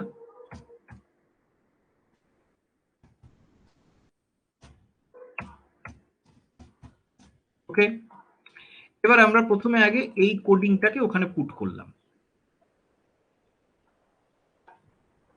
কপি,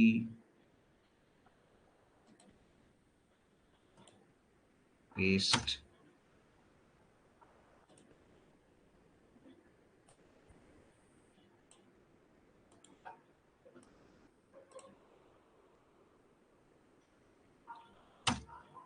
হয়ে গেল। নেক্সট আমাদের কি করতে হচ্ছে? সেকেন্ড কাজ, configure forwarding table with respect to the customized routing table, right? এই রাউটিং টেবিলগুলোর উপর বেস করে যে ফরওয়ার্ডিং টেবিল তৈরি হবে সেইটা আমাকে আগে থেকে একটা ডিক্লারেশন দিয়ে রাখতে হবে, set routing instance j2rt instance type forwarding এবং set routing instance j3rt instance type forwarding. মানে আমি যে j2rt এবং j3rt এই যে দুটো জিনিসকে আমি তৈরি করব, এই দুটো জিনিস তো অবভিয়াসলি রাউটিং টেবিল এবং IPv4 রাউটিং টেবিল, এবং এদের উপর বেস করে কিন্তু ফরওয়ার্ডিং টেবিলও তৈরি হবে, এদের উপর বেস করে ফরওয়ার্ডিং টেবিলও তৈরি হবে, সেটা এখানে বলে রাখলাম, রাইট? তাহলে কপি, পেস্ট, নেক্সট। তারপরে আমাদের কি করতে হচ্ছে না, এবার আমাদের ওই রাউটিং টেবিলগুলোকেই কনফিগার করতে হচ্ছে। সেট রাউটিং ইনস্ট্যান্স বা রাউটিং টেবিলগুলোর ভিতর কি কি রুট থাকছে সেটা কনফিগার করতে হচ্ছে। এই রুটটা আমি নিজে কনফিগার করব। Set routing instance j2rt routing option static route ইত্যাদি ইত্যাদি, নেক্সট হপ কোনটা এবং ইত্যাদি, এটা আমি নিজে কনফিগার করছি। সো কারণ ওটার সাথে এটা মিলবে না, ওটা আমার অন্য টোপোলজি ছিল। So set routing options static route. এবার দেখুন আমি কিন্তু এখানে হোস্টে পৌঁছাতে চাইছি, আমি যেখানে স্ট্যাটিক রুটটা কনফিগার করছি সেটা কিন্তু host specific, not network specific, right? তো সেই কারণে আমি এখানে বললাম set routing option static route, বা একটা কাজও করা যায়।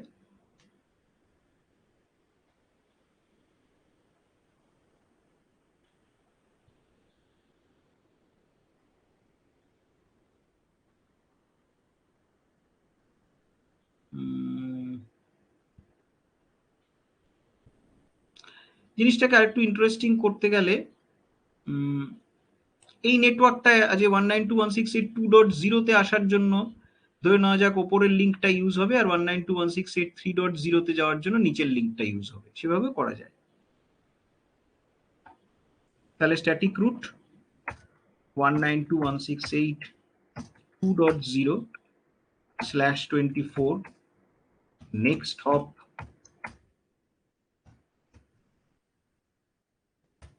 12.0.0.2। ওহো, ভুল হলো এখানে।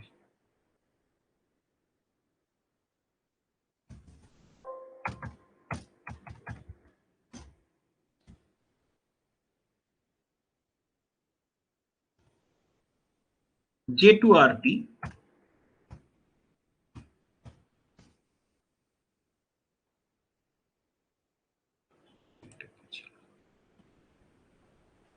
set routing instance j2rt, sorry,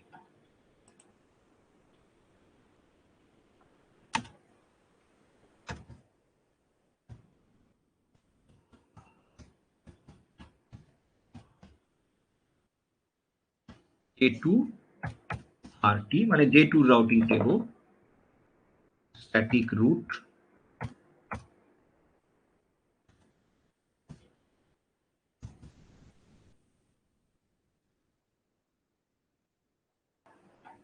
routing option static root routing static root 92168.2.0/24 next hop is 12002 এবং ঠিক একইভাবে লিখলাম হচ্ছে 21002 for 192.168.3.0 এবং এইখানে যে রাউটিং টেবিলটা হবে তার নাম হচ্ছে J3RT। ওকে, তাহলে দুটো রাউটিং ইনস্ট্যান্সকে আমি এবার ডিফাইন করে দিলাম যে অ্যাকচুয়ালি রাউটিং ইনস্ট্যান্সগুলোর কি কাজ সেগুলো এর আগে শুধু ওদের নামগুলো ইউজ করেছিলাম, ওদেরকে ফরওয়ার্ডিং ওই সেই আরআইবি গ্রুপে ঢুকিয়েছিলাম, ওদের রেসপেক্টে ফরওয়ার্ডিং টেবিল তৈরি হবে সেটা বলে এসেছিলাম। এবার অ্যাকচুয়ালি ওরা কি কি রুট বহন করছে সেটা বলে দিলাম, রাইট? এইবার তারপরে আমাদের নেক্সট কাজ কি থাকছে? নেক্সট কাজ হচ্ছে এবার আমরা একটা ওই ফায়ারওয়াল ফিল্টার বা জুনিপারের ভাষায় যেটাকে অ্যাক্সেস লিস্ট বলে সেরকম একটা অ্যাক্সেস লিস্ট তৈরি করব। সেই অ্যাক্সেস লিস্টটাতে কি হবে যে আমরা এরকম বলবো যে অমুক ডেস্টিনেশনে যেতে গেলে কোন রাউটিং ইনস্ট্যান্সটা ইউজ হবে আর কোন আরেক ডেস্টিনেশনে যেতে গেলে কোন রাউটিং ইনস্ট্যান্সটা ইউজ হবে সেটা আমরা এখানে বলে দেব। তাহলে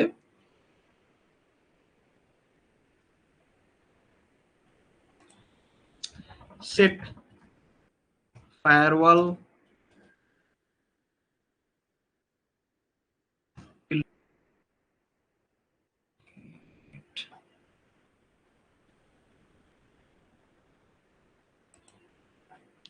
ফিল্টার, নাম দিলাম ধরে নেওয়া যাক test filter,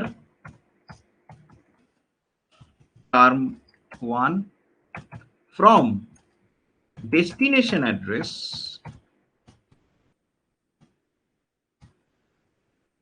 one nine two one six eight 2.0/24 যদি তাই হয় তাহলে দেন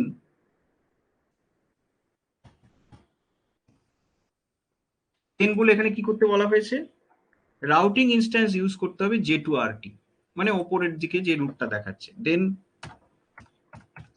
রাউটিং ইনস্ট্যান্স J2RT। আর টার্ম 2 তে আমরা বলছি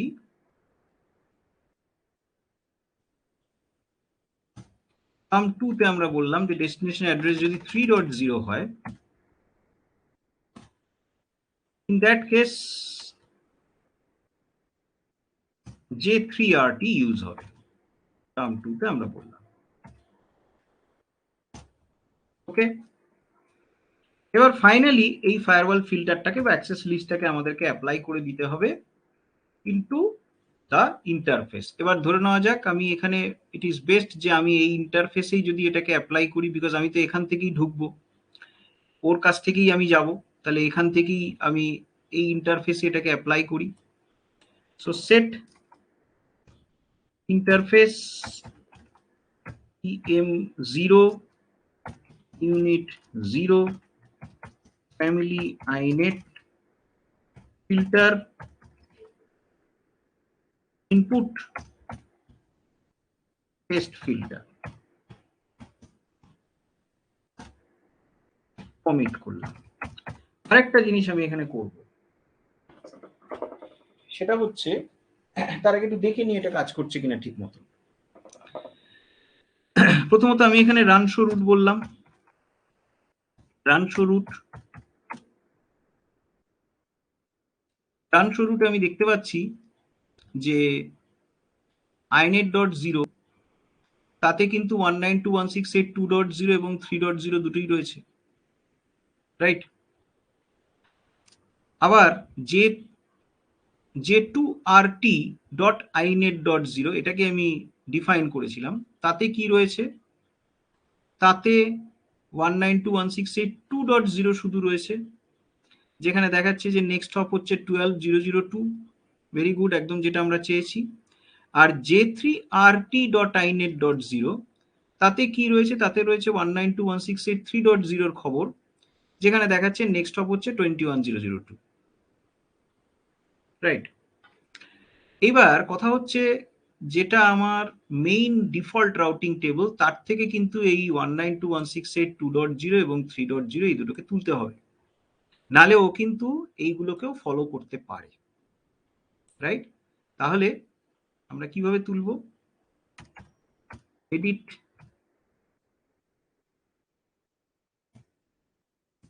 রাউটিং ইনস্ট্যান্স, না সরি, রাউটিং অপশনস,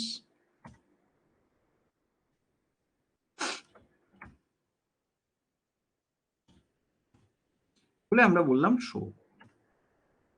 এইখানে শোতে আমরা দেখতে পাচ্ছি এই যে স্ট্যাটিক রুট আমরা ডিক্লেয়ার করে রেখেছিলাম, তারপর এই যে এইটাকে আমরা ডিক্লেয়ার করেছিলাম, এই দুটো রুটকে 2.0 এবং 3.0 এগুলোকে আমরা তুলে দেব। সো ডিলিট স্ট্যাটিক রুট 192.168.2.0/24 এবং 3.0/24। যদি এটা করা না থাকতো অসুবিধা কিছু হতো না। কমিট করলাম, আমি আবার গিয়ে চেক করলাম রান শো রুট। এবার দেখা যাচ্ছে আমার যে ডিফল্ট রাউটিং টেবিল inet.0 তাতে কিন্তু 2.0 বা 3.0 নেই। কোথায় আছে? 2.0 রয়েছে J2RT-র ভিতরে, J2RT-র ভিতরে রয়েছে 2.0, 192.168.2.0, আর ঠিক সিমিলারলি J3RT-র ভিতরে রয়েছে 192.168.3.0। ফাইন, ফরওয়ার্ডিং টেবিলটাকে একবার দেখি। Run show route, forwarding table 192.168,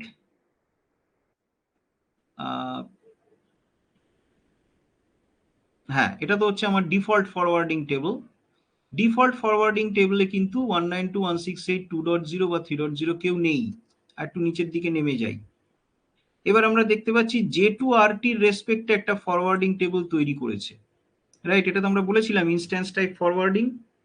সেইখানে আমরা দেখতে পাচ্ছি 192.168.2.0-র জন্য নেক্সট হপ এবং এক্সিট ইন্টারফেস ফেলা আছে। ঠিক একইভাবে J3RT-র জন্য একটা ফরওয়ার্ডিং টেবিল তৈরি হয়েছে এবং তার ভিতরে 192.168.3.0-র জন্য একটা নেক্সট হপ এবং এক্সিট ইন্টারফেস ফেলা আছে। ওকে, এবারে আমরা টেস্ট করব। তাহলে আমরা এই আমাদের PC1 থেকে PC2 এন্ড PC3 এদেরকে আমরা ট্রেস রুট করি। সো PC1 থেকে আমরা ট্রেস রুট করলাম PC2 কে, আমরা দেখলাম 12 দিয়েই বেরোচ্ছি, ভেরি গুড। আমরা PC3 কে ট্রেস রুট করলাম, আমরা দেখলাম আমরা 21 দিয়ে বেরোচ্ছি, রাইট। তার মানে আমাদের পারপাস সার্ভ, যে আজকে 192.168.2 এর নেটওয়ার্কে আসতে গেলে আমাকে 12 দিয়েই আসতে হচ্ছে, আর 192.168.3 তে যেতে গেলে আমাকে 21 দিয়েই যেতে হচ্ছে। So this is filter based forwarding বা কন্ডিশনাল ফরওয়ার্ডিং। তাহলে এর যে স্টেপস গুলো আমরা করেছি, স্টেপস গুলো তাহলে কি কি হলো? প্রথমে স্টেপসটা ছিল configure routing table group and include the default routing table and user customize routing table. RIB group তৈরি করব, তার ভিতরে আমাদের ডিফল্ট রাউটিং টেবিল এবং আমরা অ্যাডমিনিস্ট্রেটর যে রাউটিং টেবিলগুলোকে কনফিগার করবে আর কি ইন ফিউচার, সেইগুলোকে ঢুকিয়ে দেওয়া হলো। তাদের নাম আপনাদের ইচ্ছা খুশি মতন দিতে পারেন, আমি এখানে J2 J3 এসব দিয়েছি, আপনারা আপনাদের খুশি মতন দেবেন। শুধু এটা মনে রাখবেন, ওরা যে IPv4 রাউটিং টেবিল সেটা বোঝানোর জন্য .inet.0 যেন পেছনে থাকে। নেক্সট ওদের রেসপেক্টে যে ফরওয়ার্ডিং টেবিল তৈরি হবে সেটাও বলে দিলেন, সেট রাউটিং ইনস্ট্যান্স বলে ইনস্ট্যান্স টাইপ ফরওয়ার্ডিং। তারপরে এবারে ওই রাউটিং ইনস্ট্যান্স গুলোকে অ্যাকচুয়ালি আমরা ডিফাইন করলাম, যে কোনো একটা পার্টিকুলার ডেস্টিনেশনে যেতে গেলে নেক্সট হপ কি হবে। আমাদের এখানে আমি যেটা করলাম সেটা হচ্ছে, আমি এইখানে করলাম যেটা, সেটা হচ্ছে 2.0 এ যাওয়ার জন্য নেক্সট হপটা দিয়ে দিলাম 12.0.0.2, আর 3.0 তে যাওয়ার জন্য নেক্সট হপটা আমি দিয়ে দিলাম 21002। ওকে, আমরা এটাই করেছিলাম এখানে। দেন তারপরে আমরা একটা ফিল্টার পলিসি তৈরি করছি। এটা তো অ্যাক্সেস লিস্ট বা রুট ম্যাপ যাই বলুন সিসকোতে যেটা ইউজ হয় সেই কাজের মতো ইউজ হচ্ছে। যেই ফিল্টারটার কাজ হচ্ছে যে ডেস্টিনেশন অ্যাড্রেস, আমি যেটা করেছি সেটা হচ্ছে ডেস্টিনেশন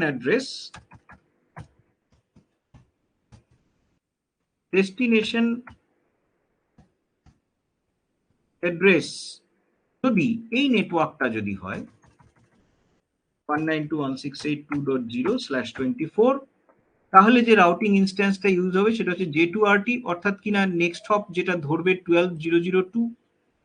আর যদি ডেস্টিনেশন অ্যাড্রেস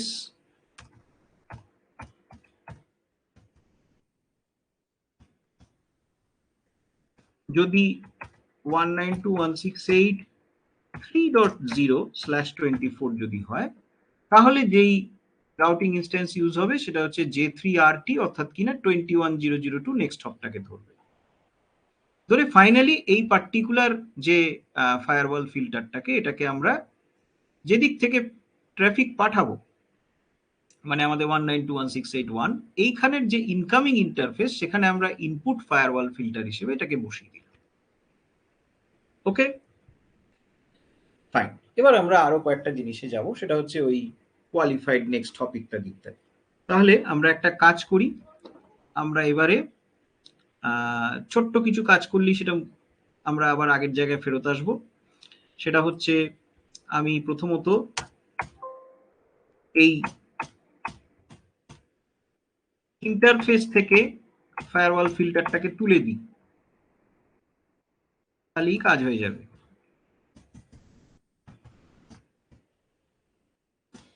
রাইট, তুলে দিলাম এটাকে এখান থেকে। আচ্ছা, আর কি, আর এবার যেটা আমরা করলাম সেটা হচ্ছে আবার কিছু স্ট্যাটিক রুট ফেললাম for the default routing table. So set routing options,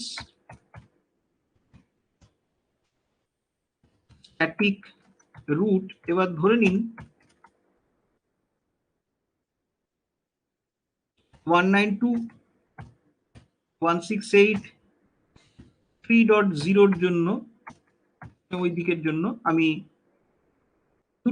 দুটোই দুদিকে রাস্তা দেখাচ্ছি। একটা হচ্ছে 12002,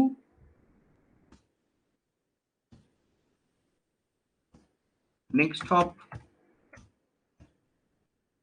12002, প্রেফারেন্স দিলাম ধরে নিন 10। ওকে, তারপরে আবার আরেকটা দিকেও রুট দেখালাম, যার প্রেফারেন্স দিলাম 20, কমিট করলাম। আমরা যদি এবার বলি শো রাউটিং অপশনস, কি দেখাচ্ছে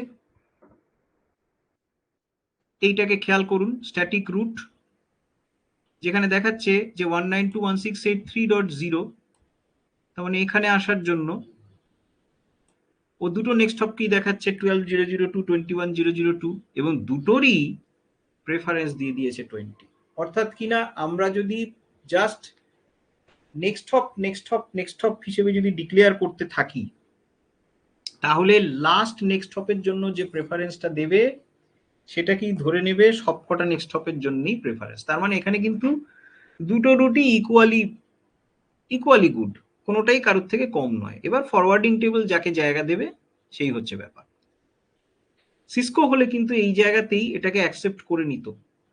একটাকে আমি 10 দিলাম, একটা নেক্সট হপের দিকে আমি 10 দিলাম, একটা নেক্সট হপের দিকে 20 দিলাম। সিসকো হলে কিন্তু ঠিক 10-এরটাকে ধরে নিত। এখানে তো সেটা করলোই না, উল্টে 20টাকেই ধরে নিল ফর অল। তাহলে এবার আমি কিভাবে একদিক প্রেফার্ড এবং আরেক দিক নট সো প্রেফার্ড দেখাবো, এইখানেই আসবে কোয়ালিফাইড নেক্সট হপের গল্প। রাইট, তাহলে আমি এখানে যেটা করলাম সেটা হচ্ছে এই যে দ্বিতীয়টার ক্ষেত্রে আমি প্রথমত প্রেফারেন্সটাকে ধরুন 30 রাখলাম, একটু বাড়িয়ে দিলাম, আর এইখানে এটাকে লিখে দিলাম qualified next hop, right? Qualified next hop লিখে আমি এখানে কমিট করে দিলাম। এবার আমরা একবার শো রাউটিং অপশনস করলাম।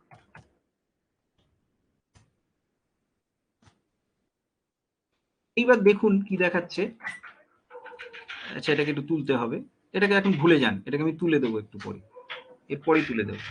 আপনারা খেয়াল করুন এই লাইনটা, যে 192.168.3 এ যাওয়ার জন্য নেক্সট হপ দেখাচ্ছে 12.002, এটাকে ভুলে যান, আমি এরপরেই এটাকে তুলে দিচ্ছি।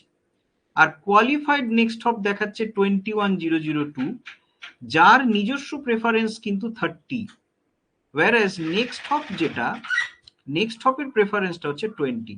তার মানে এক্ষেত্রে কিন্তু 12.002টা is more preferred than 21.002, because 21.002 নিজস্ব প্রেফারেন্স 30, whereas 12.002 প্রেফারেন্স হচ্ছে এখানে 20, রাইট?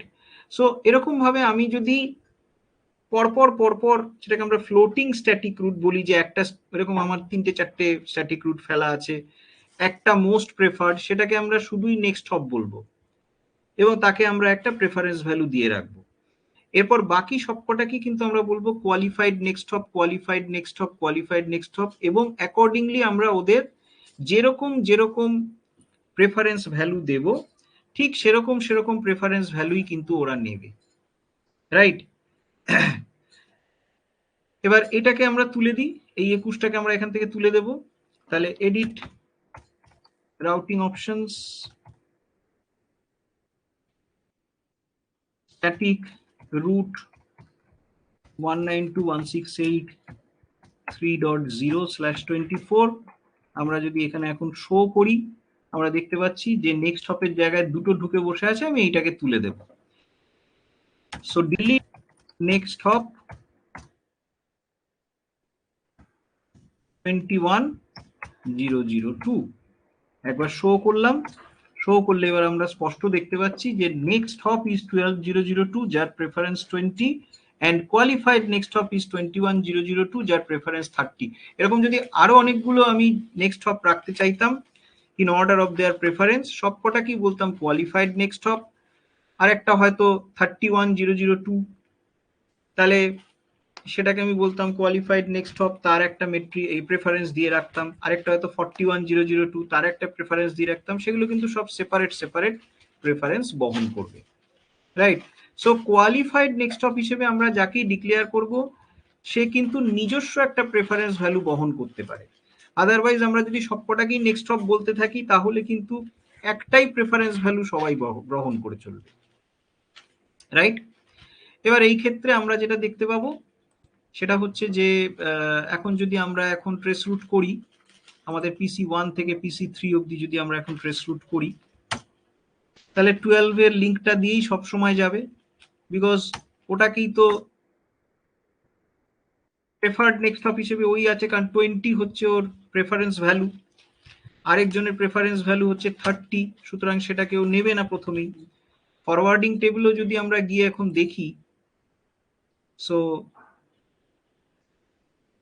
ফরওয়ার্ডিং টেবিলটা যদি দেখি, রান শো রুট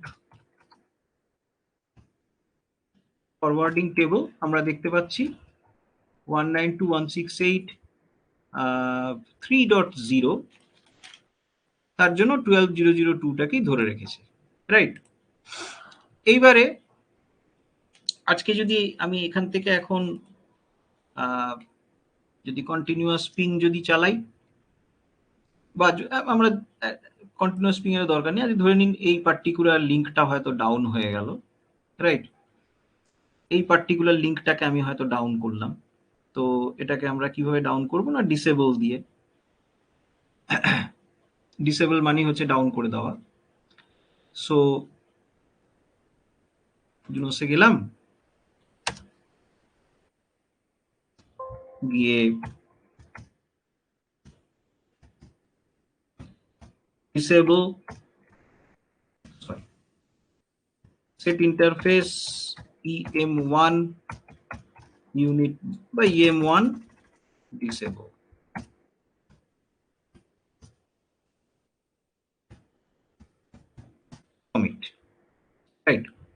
এবার যদি রান শো রুট যদি বলি,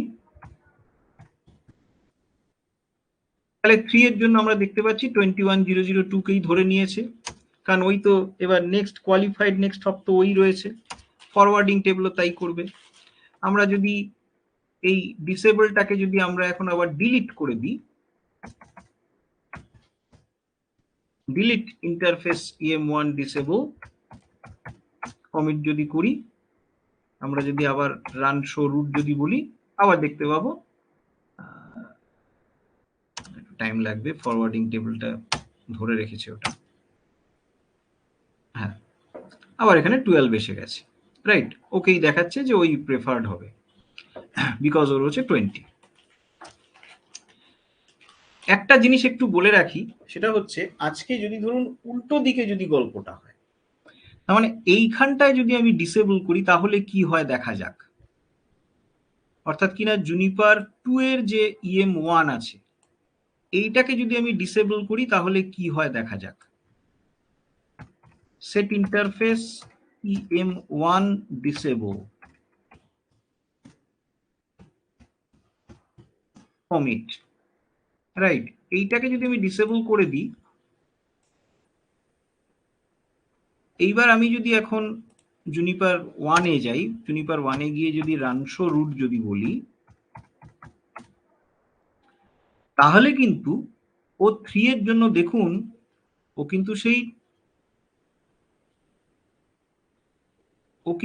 192.168.3 এর জন্য এইটাকেই ধরে রেখেছে, রাইট? আবার করলাম 3 এর জন্য এটাকেই ধরে রেখেছে, আবার রান করলাম 3 এর জন্য এটাকেই ধরে রেখেছে। আমি যদি এখন এখান থেকে এখন পিং যদি করি,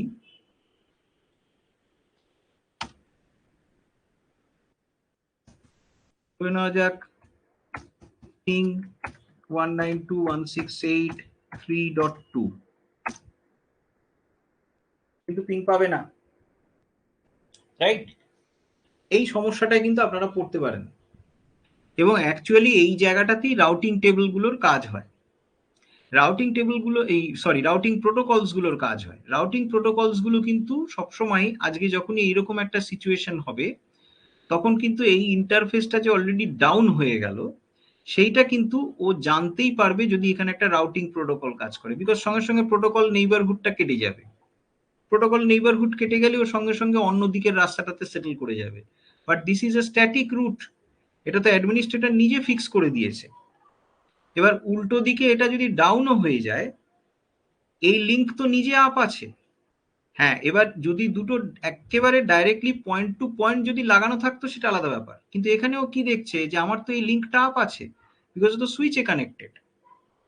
তো এইটা কিন্তু একটা প্রবলেম থাকে, এবং এই প্রবলেমটা কিভাবে রেকটিফাই করা যায়, এটাকে রেকটিফাই করার বেশ কিছু পদ্ধতি আছে। মানে কিভাবে এটাকে ম্যানেজ করা যায়, রেকটিফাই বলাটা ভুল, কিভাবে ম্যানেজ করা যায় এটা ম্যানেজ করার কয়েকটা পদ্ধতি আছে।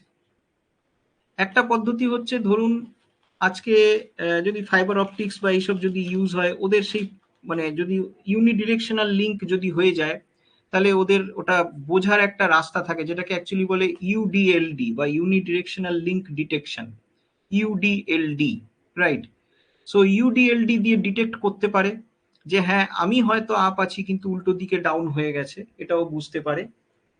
সেকেন্ডলি যেটা হতে পারে BFD বা বাই ডিরেকশনাল ফরওয়ার্ডিং ডিটেকশন, এরকম কোনো টেকনোলজি যদি ইউজ করা হয় তাহলেও বুঝতে পারে।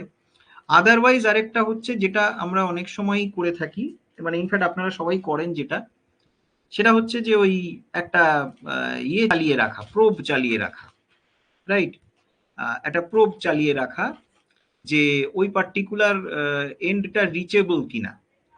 যেই দেখা গেল যে ওই পার্টিকুলার প্রোবটা রিচেবল নয়, সঙ্গে সঙ্গে রুটটাকে ঘুরিয়ে নেওয়া, রাইট?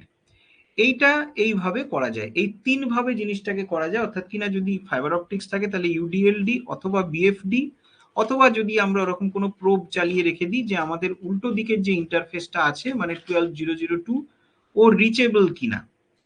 কিছুক্ষণ বাদে বাদেই একটা পিং চলবে, এবার সেটা যদি রিচেবল কখনো একটা নির্দিষ্ট টাইমের পরে যদি পিনটা দেখা যাচ্ছে যে আর রিটার্ন হচ্ছে না, তার মানে বোঝা যাবে এই জায়গাটা কিন্তু আনরিচেবল, তখন কিন্তু ও রুটটাকে অটোমেটিক এই দিকে ঘোরাবে, রাইট? তো এটা ছাড়া কিন্তু স্ট্যাটিক রুটে এই সমস্যাটা আছে। এই সমস্যাটা কিন্তু অ্যাকচুয়ালি থাকবেই না যখন আমরা রাউটিং প্রোটোকলসে চলে যাব, বিকজ রাউটিং প্রোটোকলসের ক্ষেত্রে তো রুটস গুলো প্রোটোকল নিজে ডিসাইড করে, এবং তার প্রথম কন্ডিশনই হলো যে প্রোটোকল নেইবারহুডটা যেন থাকে। এবার যেই মুহূর্তে এই লিঙ্কটা ডাউন হয়ে যাবে, প্রোটোকল নেইবারহুড কেটে যাবে। যে প্রোটোকল নেইবারহুড কেটে গেল, প্রোটোকল রুটটাকে সঙ্গে সঙ্গে মডিফাই করে নেবে। স্ট্যাটিক রুটের ক্ষেত্রে তো অ্যাডমিনিস্ট্রেটর রুটটাকে বাতলে দিচ্ছে, সে কারণে লিঙ্ক যদি ওদিকে ডাউন হয়ে যায়, আর যদি আমি একদম পয়েন্ট টু পয়েন্ট যদি কানেক্টেড না থাকি, তাহলে কিন্তু আমি বুঝতে পারবো না, আমার এখানে যে রাউটার ও বুঝতে পারবে না যে ওদিকে কিছু গন্ডগোল ঘটেছে, এবং ইন দ্যাট কেস ও কিন্তু স্ট্যাটিক রুটটাকে মেনটেন করে যাবে, রাইট? তাহলে এইটা একটু আমাদের কিন্তু মাথায় রাখতে হবে, এই কনসেপ্টটা। ফাইনালি আরেকটা জিনিস দেখি, আজকের মতন শেষ করব, সেটা হচ্ছে concept of Martian route. Martian রুটটা কি, মানে যদি কোনো পার্টিকুলার রুটকে আমরা যদি ফর দ্য টাইম বিং বলা যেতে পারে ডিঅ্যাক্টিভেট করে রেখে দিতে পারি, তাহলে আমরা কি করলাম, আমরা এখানে গেলাম, গিয়ে এখানে আমরা বললাম সেট রাউটিং অপশনস মার্শিয়ান 192.168.3.0/24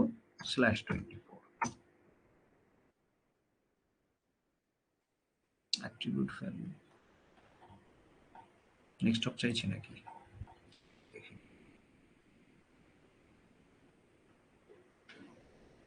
হ্যাঁ সরি, এক্স্যাক্ট এটা বলতে হবে, এক্স্যাক্ট কমিট করলাম।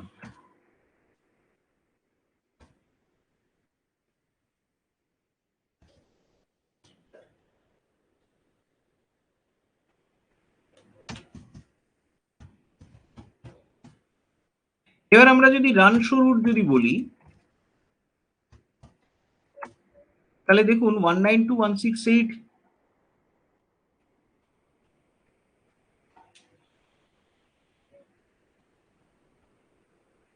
3.0টা কি তো বললাম, শো করে একটু দেখে নি তো,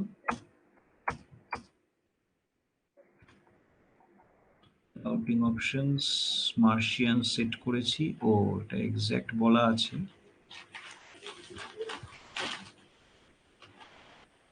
স্ট্যাটিক রুটটাকে তুলতে হবে, ঠিক আছে,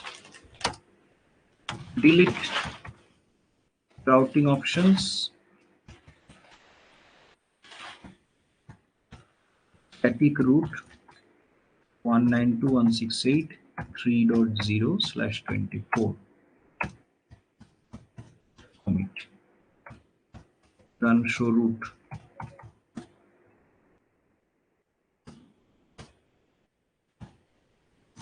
show routing options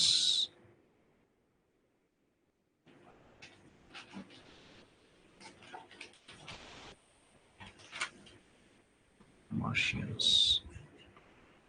3.0, হ্যাঁ ঠিক আছে। এবার আমরা যদি এখন রান শো রুট যদি বলি, তাহলে আমরা কিন্তু আর রাউটিং টেবিলের ভিতরে 192.168.3.0টাকে দেখতে পাচ্ছি না, রাইট? যদি আমরা বলি রান শো রুট মার্শিয়ানস, তাহলে কিন্তু আমরা দেখতে পাচ্ছি ওর ইনফ্যাক্ট কতগুলো প্রি ডিফাইন্ড মার্শিয়ান রুটস ও রাখে, রাইট? জুনিপারের মধ্যে এই কনসেপ্টটা থাকে, মার্শিয়ান রুটের কনসেপ্টটা থাকে, IPv6 এর জন্য কিছু মার্শিয়ান রুটস রাখে, ডিফারেন্ট ক্লাস অফ মার্শিয়ান রুটসও রাখে।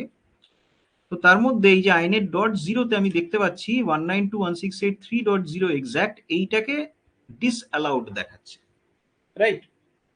সো ডিসঅ্যালাউড মানে হচ্ছে এই রুটটা যে নেই তা নয়, আমি যেই মুহূর্তে ওর ওপর থেকে মার্শিয়ানটাকে তুলে নেব সঙ্গে সঙ্গে ওটাকে কিন্তু নিয়ে আসবে, কিন্তু এই মুহূর্তে রুটটাকে সাপ্রেস করে রেখেছে।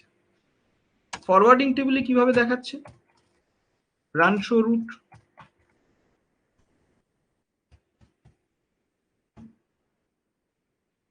ফরওয়ার্ডিং টেবল, এখানে কিন্তু আমরা রুটটাকে দেখতেই পাচ্ছি না, রাইট? সো এটা গেল মার্শিয়ান রুট। মার্শিয়ান রুট হচ্ছে কোনো একটা পার্টিকুলার রুটকে যদি আমরা টেম্পোরারিলি রাউটিং টেবল থেকে সরিয়ে রাখতে চাই, তাহলে সেটাকে আমরা মার্শিয়ান তকমা দিয়ে দিলে সেই রুটটা কিন্তু রাউটিং টেবলে আর থাকবে না। অবভিয়াসলি সেই রুটটাকে আমরা রান শো রুট মার্শিয়ানস বলে দেখতে পাবো। আবার যেই মুহূর্তে আমরা সেটার উপর থেকে মার্শিয়ানসটা তুলে নেব, তখনই কিন্তু সেই রুটটাকে আবারও রাউটিং টেবলে নিয়ে এসে দেখাবে, রাইট? সো এইটা গেল আজকের মতন আমাদের টপিক। এই জিনিসগুলি আমরা আজকে এখানে করেছি, মার্শিয়ান রুট এগুলো সবই আজকে আমরা করেছি। আপনাদের কি কোনো কনফিউশন যদি থাকে তো জিজ্ঞেস করতে পারেন।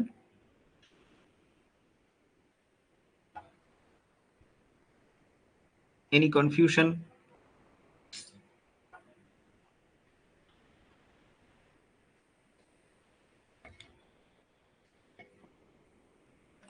হ্যাঁ বলুন।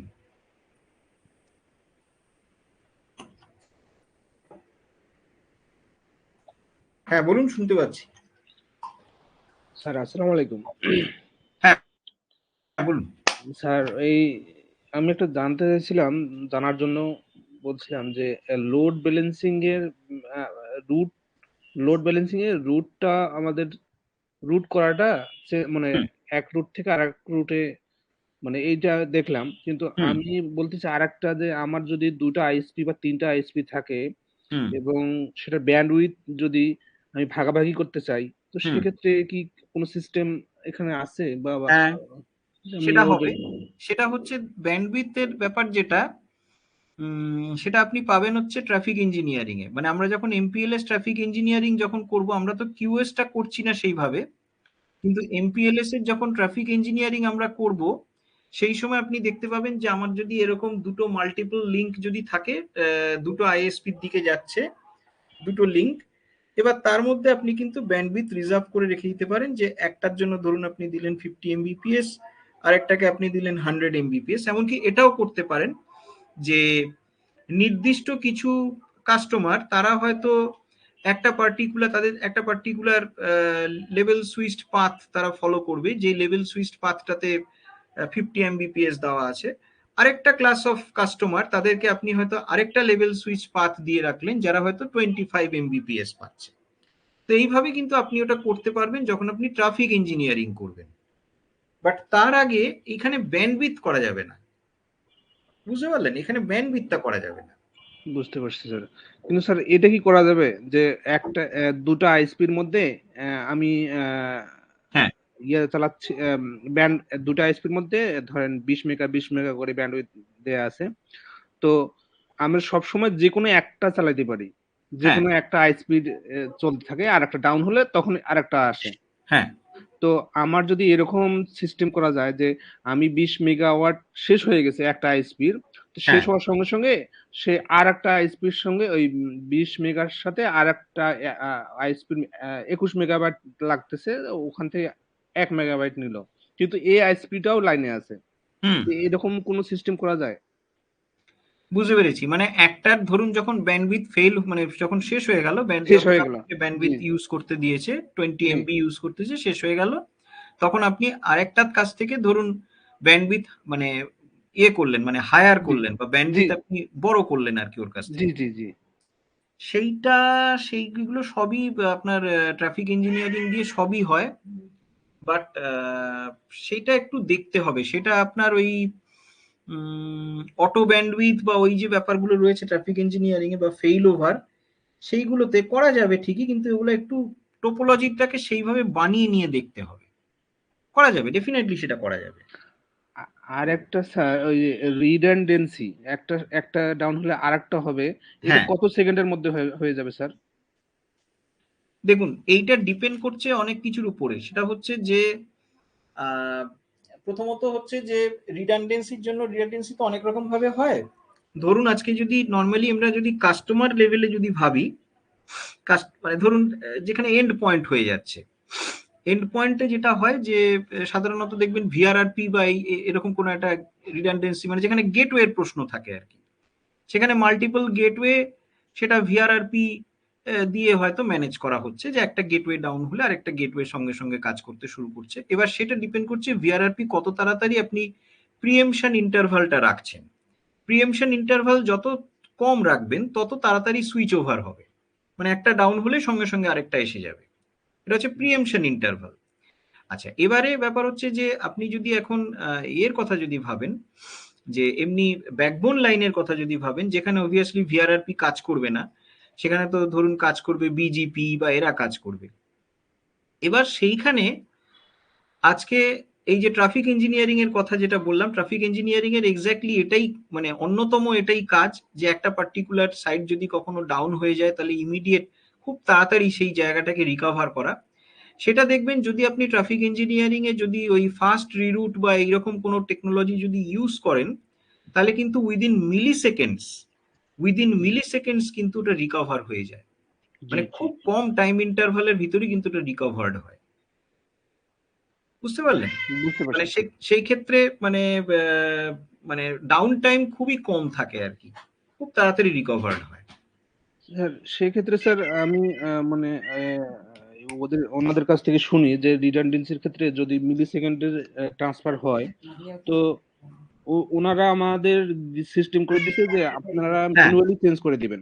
একটা ডাউন হলে ম্যানুয়ালি চেঞ্জ করে দিলেই আপনার সঙ্গে সঙ্গে কাজ হ্যাঁ করবে। আর যদি আপনি অটো রিডান্ডেন্সি চান যে মিলি হ্যাঁ সেকেন্ডের মধ্যে হবে, সেক্ষেত্রে মাঝে মাঝে সমস্যা হতে পারে, হ্যাঁ সেজন্য আমাদেরকে ম্যানুয়ালি করতে বলে। হ্যাঁ তাহলে না, স্যার ম্যানুয়ালি ওটা কারণটা কি জানেন তো? ওটা কারণটা হচ্ছে দেখুন, অনেক সময় যদি দেখা গেল যে এক মিনিট একটুখানি হোল্ড করবেন, এক মিনিট।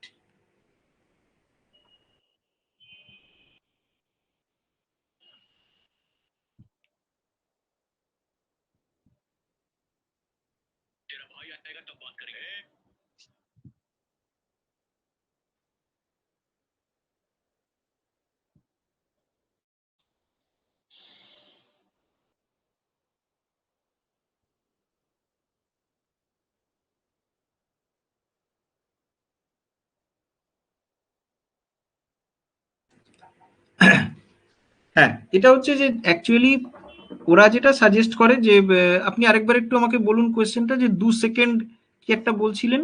হ্যাঁ হ্যাঁ, ওই মিলি মানে যাতে ক্লায়েন্ট বুঝতে না পারে, যে যেমন আমরা যেটা করি সেটা হচ্ছে ওএমএস চালাই, হুম অর্থাৎ স্টক এক্সচেঞ্জের সফটওয়্যার ওএমএস, হুম অর্ডার হুম ম্যানেজমেন্ট সিস্টেম। তো হুম যখন ওরা শেয়ার সেল বাই করে, তো ডাউন হয়ে গেলে যেন ওরা বুঝতে না পারে হুম যে ওদের তো সেকেন্ডের ব্যাপার, হুম একটা অর্ডার দেয়া, সেল হ্যাঁ করা, হ্যাঁ বাই হ্যাঁ করা। হ্যাঁ তো এই জন্য ওরা আইএসপি থেকে ওনারা বলে যদি এরকম ডাউন হয়ে যায় অটো রিডান্ডেন্সি আমরা করতে পারি, কিন্তু সেক্ষেত্রে হয়তো বা একটু সমস্যা হতে মানে সময় লাগতে পারে। তো হ্যাঁ আপনারা ম্যানুয়ালি করে দিবেন, তাতে কোনো সমস্যা হবে না।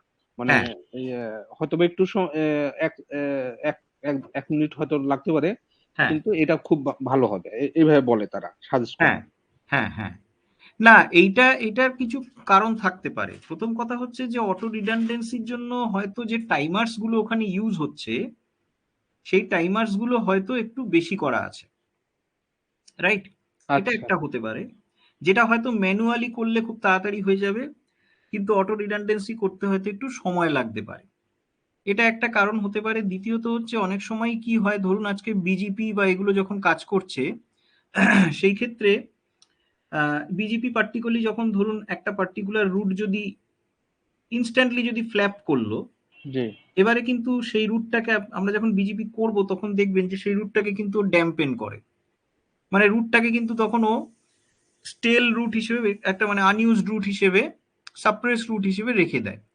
এবার এইটাই হচ্ছে মুশকিল, যে আজকে ধরুন যদি ওরকম আমরা ওই প্রোটোকলস গুলোর হাতে যদি আমরা রেখে দিই ব্যাপারটা, তাহলে এমনও হতে পারে যে একটা পার্টিকুলার নেটওয়ার্ক হয়তো সাময়িক ফ্ল্যাপ করেছে, এবার তাতে হয়তো নেটওয়ার্কটাকে ডাউন করা হয়নি, কিংবা ডাউন করে হয়তো অনেকক্ষণ ধরেই ডাউন করে রেখে দিয়েছে, পরের যে লিঙ্কটা সেটাকে আর আপ করা হয়নি। সেই জন্যই বলা আছে আপনাদের যে ম্যানুয়ালি করে দিন, মানে আপনারা কন্টিনিউয়াসলি মনিটর করছেন, যদি দেখেন যে কোনো জায়গাতে ওই কিছু ভাবে মানে যদি মানে কানেক্টিভিটি যদি ফেল হতে থাকে, তাহলে একটা পার্টিকুলার টাইম ইন্টারভালে পরে নিজেরা করে দিতে বলেছে। বুঝতে কিন্তু আমার পারছি। যেটা মনে হয় অ্যাকচুয়ালি যে রিডান্ডেন্সি প্রোটোকলস গুলো ওখানে কাজ করছে, বা যে পলিসিস গুলো কাজ করছে, সেই পলিসিস গুলো অটো রিডান্ডেন্সি হলে হয়তো একটু অসুবিধা হবে, আচ্ছা সেই কারণেই ম্যানুয়ালি করতে বলে। আদারওয়াইজ কিন্তু এটা অটো রিডান্ডেন্সি করাটাই বেটার। কারণ ধরুন আজকে এমনি টিপিক্যালি যদি একটা সার্ভিস প্রোভাইডার ব্যাকবোন যদি হয়, সেখানে সবসময় লোকে প্রেফার করবে যে এটা যেন অটোমেটিক হয়, অটোমেটিক সুইচ ওভার যেন হয়। জি এবার যেহেতু এটা স্টক এক্সচেঞ্জের সাথে জড়িত, জি সেই জন্য কিন্তু এখানে খুব সেন্সিটিভ ডেটা। হ্যাঁ, মিলি সেকেন্ডের ব্যাপার। জি হ্যাঁ, না শুধু মিলি সেকেন্ড তো বটেই, এবং হ্যাঁ, ডেটাটা খুব সেন্সিটিভ ডেটা। জি জি হ্যাঁ, মানে একটা অ্যাকচুয়াল এদিক থেকে ওদিক হলে একটা বিরাট ফিনান্সিয়াল লস হয়ে যাবে, মানে যেটা জি কান্ট্রির জন্য ড্যামেজিং। জি তো সেই এক্স্যাক্টলি, কারণেই হয়তো আপনাদেরকে ম্যানুয়াল ইন্টারভেনশনটা করতে বলে, বুঝতে এটাই পারছি, হচ্ছে ব্যাপার। বুঝতে পারছি স্যার। Thank you sir. হ্যাঁ, আচ্ছা রুমি ভাই, আপনি কি একটা জানতে চাইছিলেন, বলুন।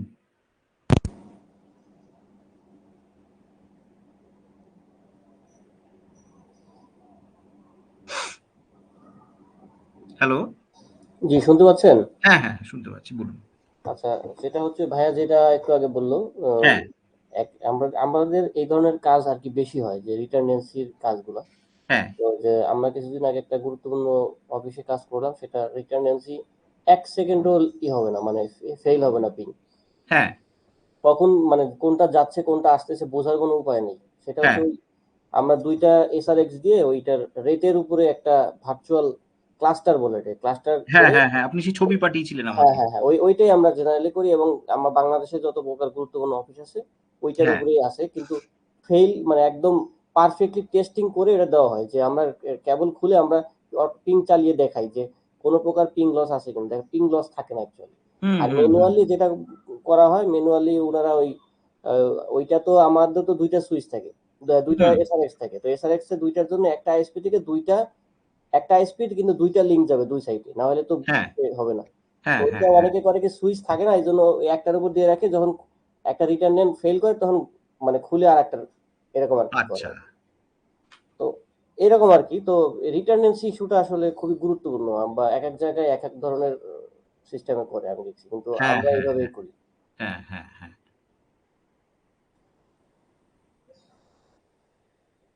আচ্ছা, আমি একটা কোশ্চেন করতাম আসলে, এই কথাটা বলতে গিয়ে কি ভুলে গিয়েছি কোশ্চেনটা। আচ্ছা আচ্ছা, ওই আহ, আচ্ছা ঠিক আছে, নেক্সট টাইম মনে পড়লে আমি জানাবো আপনি বলছি। এমনি হোয়াটসঅ্যাপে আমাকে আজকে যখনই মনে পড়বে একবার হোয়াটসঅ্যাপ করে দেবেন, আচ্ছা আচ্ছা, ঠিক আমি আছে। উত্তর দিয়ে দেবো, হোয়াটসঅ্যাপে উত্তর দিয়ে দেবো। ওকে। আর আমি ওইটা দেখে আপনাকে জানাবো যে এসডিএন ইকুইপমেন্টস কি কি আছে, আমি ওটা দেখে আপনাকে জানিয়ে দেবো।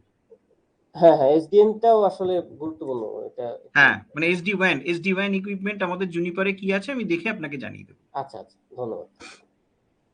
তাহলে আজকে লগ অফ করি। আচ্ছা আচ্ছা। আর তাহলে আমরা আবার নেক্সট মিট করছি মঙ্গলবার দিন। আচ্ছা, একটু আপনাদেরকে জিজ্ঞেস করে নিই, আপনারা সবাই আছেন জিজ্ঞেস করে নিই, সেটা হচ্ছে যে রোজা তো স্টার্ট হচ্ছে বোধহয় মার্চ মাস থেকে। জি। তো রোজার টাইমে কি আপনারা অফ নেন? না, রোজার টাইমে আমাদের ওই তো রাত্রে বেলা অনেকে তারাবি পড়ে, তো হ্যাঁ, তো না তারাবি আমি পড়ে জাস্ট কেন এসে। জিজ্ঞেস করলাম, কারণ আমার ওই গতবারে যেই ব্যাচ পড়তো হ্যাঁ। ওনারা রোজার সময় পুরো অফ নিয়েছিলেন আর কি, না, মানে ওনাদের অসুবিধা ছিল। আমার মতে কি রোজার টাইমটা সপ্তাহে একদিন করলে, বা শুক্রবার দিন আপনারা যদি একটু লং টাইম মিলে করি, শুক্রবার আচ্ছা দিন। আচ্ছা আচ্ছা আচ্ছা। কারণ অন্য সময় তো আমরা অফিস করে এসে তারাবি নামাজ পড়ে বাসায় ঢুকতে ঢুকতে 11:30 হ্যাঁ, বেজে যায়। সেটাই অনেক সেটাই। টায়ার্ড থাকে, সারাদিন না খাওয়া থাকে। আর শুক্রবার দিন তো অফিস বন্ধ থাকবে। হ্যাঁ, ওই টাইমটা মানে এই ক্লাসগুলো মিস দেওয়া যাবে না। মিস দিলে হয় কি, ঝিমাই যাবে একদম। হুম হুম হুম তো হুম মানে হুম। যেভাবেই হোক কোর্সটা শেষ করা এবং ভালোভাবে শেষ করা, আর কি এটা হ্যাঁ হলে হ্যাঁ ভালো হয়।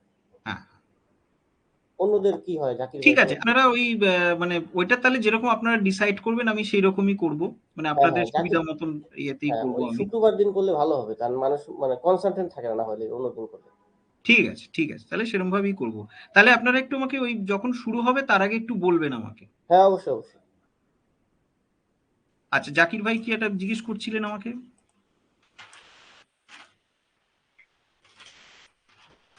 ভাই, রোজার মধ্যে ক্লাসটা একদিন করলে মানে ভালো হয়, আমার ওপিনিয়ন এটাই। হ্যাঁ হ্যাঁ হ্যাঁ, ঠিক আছে, আপনারা ওই একটু জাস্ট আমাকে মনে করিয়ে দেবেন ওই সময়টাতে, আপনাদের যেরকম যেরকম সুবিধা হবে সেরকমই করাবো।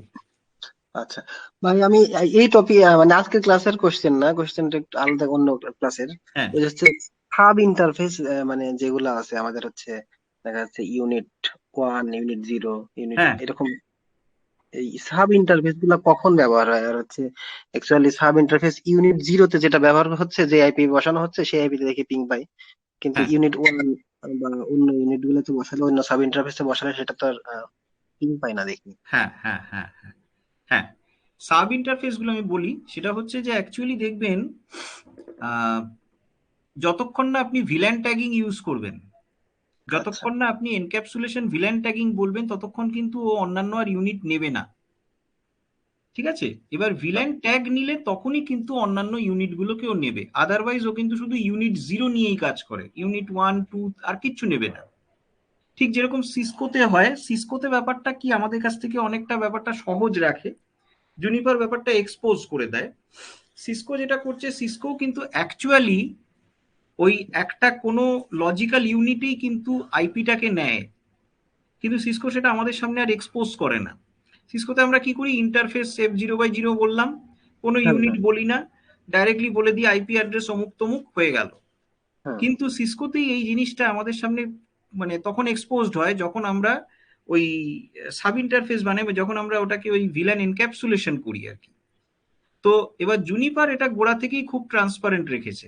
জুনিপার বলছে অ্যাজ লং অ্যাজ একটা কোনো পার্টিকুলার ইন্টারফেস, তাতে ভিল্যান সিসিসি মানে ভিল্যান সার্কিট ক্রস কানেক্ট এইরকম কোনো এনক্যাপসুলেশন যতক্ষণ না সে পাচ্ছে, ততক্ষণ অবধি তাতে আমি মাল্টিপল ইউনিট করব না, ততক্ষণ অবধি তাতে শুধু ইউনিট 0ই থাকবে।